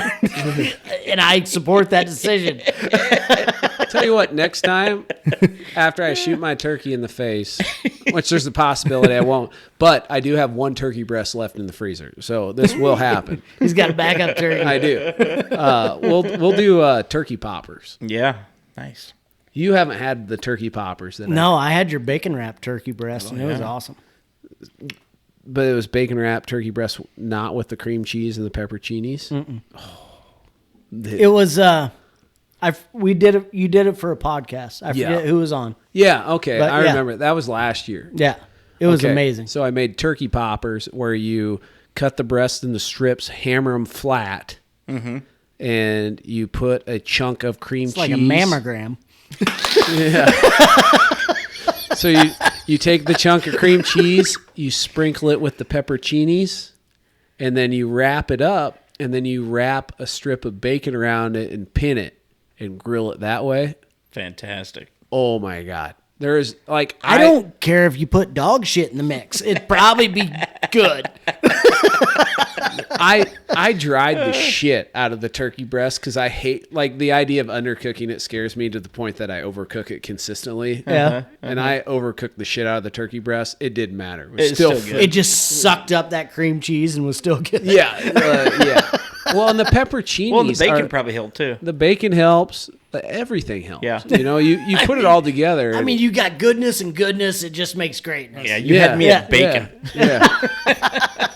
But I'll do that next time we have a podcast Be here. awesome. Hell yeah. I don't make many promises, but I promise that will be awesome. I promise you won't get any because I'll cook them all and eat them all. It's a real possibility. Just don't put a mushroom in there for me. We'll be good. That's right. No worries. No worries on that. You can watch us eat them all. I'm not. Well, you got to find them. I suck at finding them. I'm actually pretty good at finding. I don't mind finding them. I just won't eat them. So. Yeah. And I will gladly let you not eat them. We'll give them all away. Because I remember, like, last May, we did some flathead fishing. Yeah. And we did an overnight. Well, I think we caught that one really nice one. 2 nice ones. And then you cooked morels. Yes. That was a great ass trip. That man. was a There needs to great-ass be more trip. trips Yeah. like that. Yeah. Mm-hmm.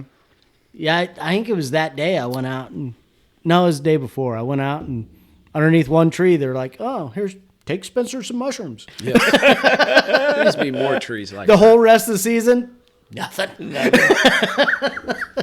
But they were delicious. Yes, I think I had 2 batches last year, and that was it. Yeah.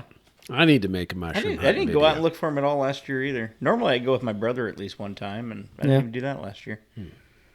Like I said, I like what it's just more, being outside and being, Yes. walking in the woods. It's just so relaxing. So many opportunities It's- to get poison ivy. See, now here's the thing. So I'm completely immune to poison ivy, but deathly allergic to morel mushrooms. I have weed-eated poison ivy before. Won't get it. I can pick it up. Will not get poison ivy. I was that way till I was like 35. If you had to pick, would you prefer it that way? Oh no! If I love mushrooms, so if I could pick, I'd rather have morel mushrooms and be allergic to poison ivy. I'm really badly allergic to poison ivy. Like, Do you like here. Do you carry Zanfel? Look at my with knee. you. You got And that was a mile and a half away. Yeah. I just smelled it, and that's what happened. that Zanfel. I've done it all. Man. Yeah, The that's Zan- made in Iowa. That's made here in Clive. Did you know that? No. Yeah, But I do know that What is it? It works pretty good. it does. The thing It's a product called Zanfel. here's the thing you can take to the bank. Zanfel's expensive as shit. If you want to support Iowa, great. If you want to prevent poison ivy from happening, cheap. This is the way to do Stay it. out of the woods. That'd be the best way, and you'd probably hate your life. Yeah, no shit.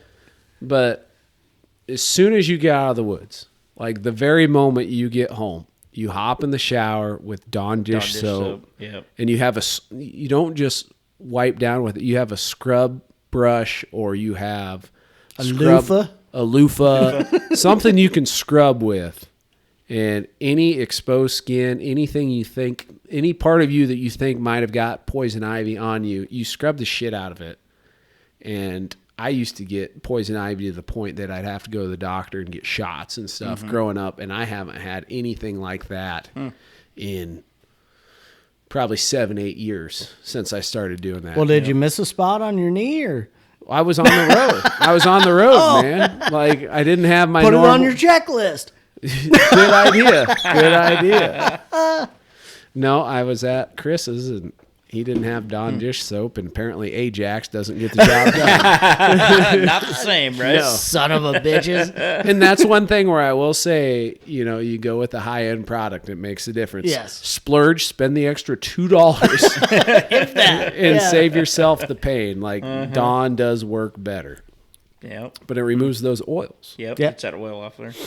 Yeah, I got it on my knee Yeah, real bad, and then I got it on my foot. And I didn't notice it on my foot until the end of my fishing trip the following day. And I paddled back to where I put in at kayak fishing. And I get about 20 yards away, and my foot just starts itching to the point like I can't even handle it. I had to pull over, take my boot off, and scratch my foot. Oh, Because it itched so damn bad. That was the first time in recent memory that anything like that had ever happened. yeah. And last time I had it horrible. I had it on my legs. You burn your mattress? Yes. Yeah. But I would scratch and then I would fold my arms. So it transferred from my legs to your my arms. Yeah. Yeah. Because those oils, you're moving those oils around. Yeah. It's crazy how little. I don't get it. It's just the weirdest thing. Doesn't faze me one bit. Yeah. Never has. Fuck off. But you guys can eat mushrooms and I can't. Fuck off. Yeah, I grew into that allergy because I was always in poison ivy. You know, that's one thing grew up out about poison ivy. And Jay, you say you ain't allergic, but the more exposure you have, the more allergic you get. It's one of those. It's one of the few things that work that way because everything else works the opposite. Yep. I hope you're never allergic. Well, because mostly. Sucks. No. The good thing is I can avoid both, right? Like if like you said, one or the other, what you'd rather have. Well, if I'm kind of immune to the poison ivy right now, so it doesn't faze me. Well, that's easy because I can accidentally come in contact with poison ivy. It doesn't faze me. Well, I can't accidentally eat a mushroom unless one of you two poison my little turkey popper. You know, hey, we're gonna have turkey poppers next time. Watch, this is gonna be great. Goughnour's gonna be puking the whole way home. You know, that's the only time. Like, as long as I don't eat them, I'll be fine. See, that's not even a non-factor because that's so easy. But you can pick them. Oh yeah, I can handle and pick them. I cannot digest them. Really, I will puke shit for 24 hours. The last time it was so bad, I almost went to the hospital. That's how bad it was. My wife at like 4 a.m, she's like, "Do you need to go to the hospital?" And I was like, "Yeah, I think I do." But really, we're gonna see how this rides out. But yeah, I should have like 3 hours ago. It was so bad. The second time was way worse than the first time. And but you're probably not going to accidentally eat a mushroom. I can accidentally stumble through poison ivy. Exactly. That's my anytime. point. Yeah. That's my point. So on my way home, I could. You know, who knows where this trip's gonna take me? So I'm good. I have made that decision that no, it's happened twice, won't happen a third time. I can't eat them. So Yep. But poison ivy, that's fine. Doesn't bother me. It's tough to have it all. It is. Mm-hmm. All right, guys. On that note, I think we're gonna wrap it up. Once again, thank you guys. Watch River Certified. You know, look up Bigfoot Bushcraft Fire Starters. Watch Tasler Guide Service. Tasler Guide Service. Bigfoot Bushcraft, Waterland Sunglasses. Waterland Sunglasses. Promo code Spence Bauer on Bigfoot Bushcraft. Promo code RC15 on Waterland Sunglasses. I think those are the only sponsors. Those are your two big, other ones I try to shout out. Seeker Tackle. Yeah, I try to shout out Whisker Seeker. They've done a great job as outfitting me in my guide business. I've got some great terminal tackle and rods. Which I got a couple rods you can have coming up too. Sweet. Yeah. Spencer gives me all kinds of shit. I'm outfitting Ryan too. Shout out Spencer. I try to. I also sponsor. Try to give out, a shout out to Scott Monroe at Drastic Plastics. Yes. He sent me some ice fishing plastics, and I use the certified series. He's hard to think of as a sponsor because he's like a friend. I know, and that's why I try to shout him out. Same with Corey Weaver with JB's Fish Sauce. Mm-hmm. I try to shout him out as much as possible. Another friend that we fish with all the time. He's going to be the Bassmaster Tour champion this year. Man, I hope so. Wouldn't that be so sweet? Because, all right, low key, since I've been dabbling in the tournament scene, there's a fishing podcast, Mercer, where he interviews all those Bassmaster guys, and I've been listening to all of them. And these guys, man, like, that's what gives me hope that I might be good at this whole tournament thing, because a lot of, like, I just see a lot of similarities between these guys' mindsets and mine. I'm like, it just gives me hope. Maybe I'm totally off, but I don't think I am. I think there's a chance. I think you should do it. That I could be good at that. And but every time I hear him, not only do I think that, I think, man, what if I got to listen to Corey on one of these? Hell that would yes. be freaking cool. Yeah. But he's fishing the opens. Yes. So he was a co-angler, and which he's co-angler of the year. Not just any co-angler of the year. And that's what brought him to the pros. So he's fishing on the back of the boat with the open guys, and now he's one of the open guys. Yes. And if he does well, then he could make the elites, which the elites are the pros. Yeah. But I was looking at the fields. Nobody's gonna outwork him. There's no way. Nobody's gonna outwork him. I don't know, man. like nobody will outwork him in his life circumstance. Yeah. But, well, that's true. But then you have people who. But he's got a full-time job, a full business. Like you. He's got, here. Take me at 20. And change. Take wrestling out of the equation. Take girlfriends out of the equation, and just somebody who has as dedicated type mindset as I do, with no responsibilities, doing this shit. Yeah. Oh, it'd be tough to compete against somebody like that. Yeah. Right. And that's what, I forget who we were talking to. Probably, it was when I was on BFF with Kit and Grandy. Yeah. We were talking about the stages of my life. Like I went through a wrestling stage, then I went through an MMA stage, then I went through, like I did demolition derbies and circle track racing. Then I did, rodeoing. I rode bulls for quite a few years. But every stage I went through, I was all in. See, like there was nothing else. That's where we differ. When I went through my wrestling phase, there was still fishing. And I fished, but I wasn't like serious fishing. See, what I mean? That's where where I differ. Like, right. Like I've never been completely out of fishing, no matter what's going on. Yeah. Like I've never been the only time in my whole life that I've been all in on something has been since I've been all in on fishing. Like fishing has always been the only reason I haven't been all in on fishing prior. Because you always made time for fishing. Is because my parents prioritized sports. Oh. Like my parents if it wasn't for that. But they were both elite athletes. They were. Yes. Like I'm a disappointment.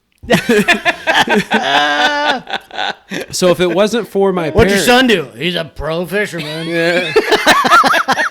if it wasn't for my parents' love of athletics, I mean, I probably would have played, but it wouldn't have been like it is. Yeah. Like it was. Interesting. Yeah. And that definitely carried over. And Garrett's the same way. If it wasn't for my push, he wouldn't have cared about athletics. He'd be a pro bass angler by now if it wasn't for you, dipshit. I know it. Jesus. Way to screw that one up. But yeah, like fishing has always been at the front of my mind that I hold it back Now to do other things. Now, flathead fishing, I've always done. Yeah. From, mainly August, September was my flathead season growing up. Sure. Like no matter what else I had, if I had 3 hours to get out after dark in August or September, I was on the river. Yeah. So that was always my mainstay. But I get so wrapped up and involved in trying to be the best that I can be at whatever I'm doing that there's no time for anything else. I give a shit less about anything else. Like when I was building demolition derby cars, I'd be up till 3 o'clock in the morning, get up, go to work, get off work, I'd build cars. Right. No, I totally get what you're saying. I just can't relate because I was never that way. Right. Yeah. Like I understand the words that are coming out of your mouth. I just can't relate them to my life because I was not geared that way. Well, I was geared that way towards fishing and I always held back because of other things. Yeah. But if I didn't have somebody to now you hold broke me, through. Yeah. I literally did. I literally have broken through. Hell yeah. So hopefully I'm going to be the world's greatest cat fisherman of the world. We're rooting for you the whole way, buddy. Cheers to being the greatest cat fisherman of the world. Well, the second at this table. Case Bush Light. Autographed by somebody. All right, guys, we're going to wrap it up. Next week, we will have a fishing video. So thanks for tuning in to Tasler Guide Service. If you enjoyed it, like, subscribe. We're sooner or later going to get this back out on Spotify and iTunes. We just haven't got there yet. But We have step 1 of 4 completed. yes. Yeah. So another 3 or 4 months, we should be able to tackle that. Anybody else get it done in a day? Yeah. Yeah. All right, Right guys. on. Have a good week. Thanks, fellas. Thanks.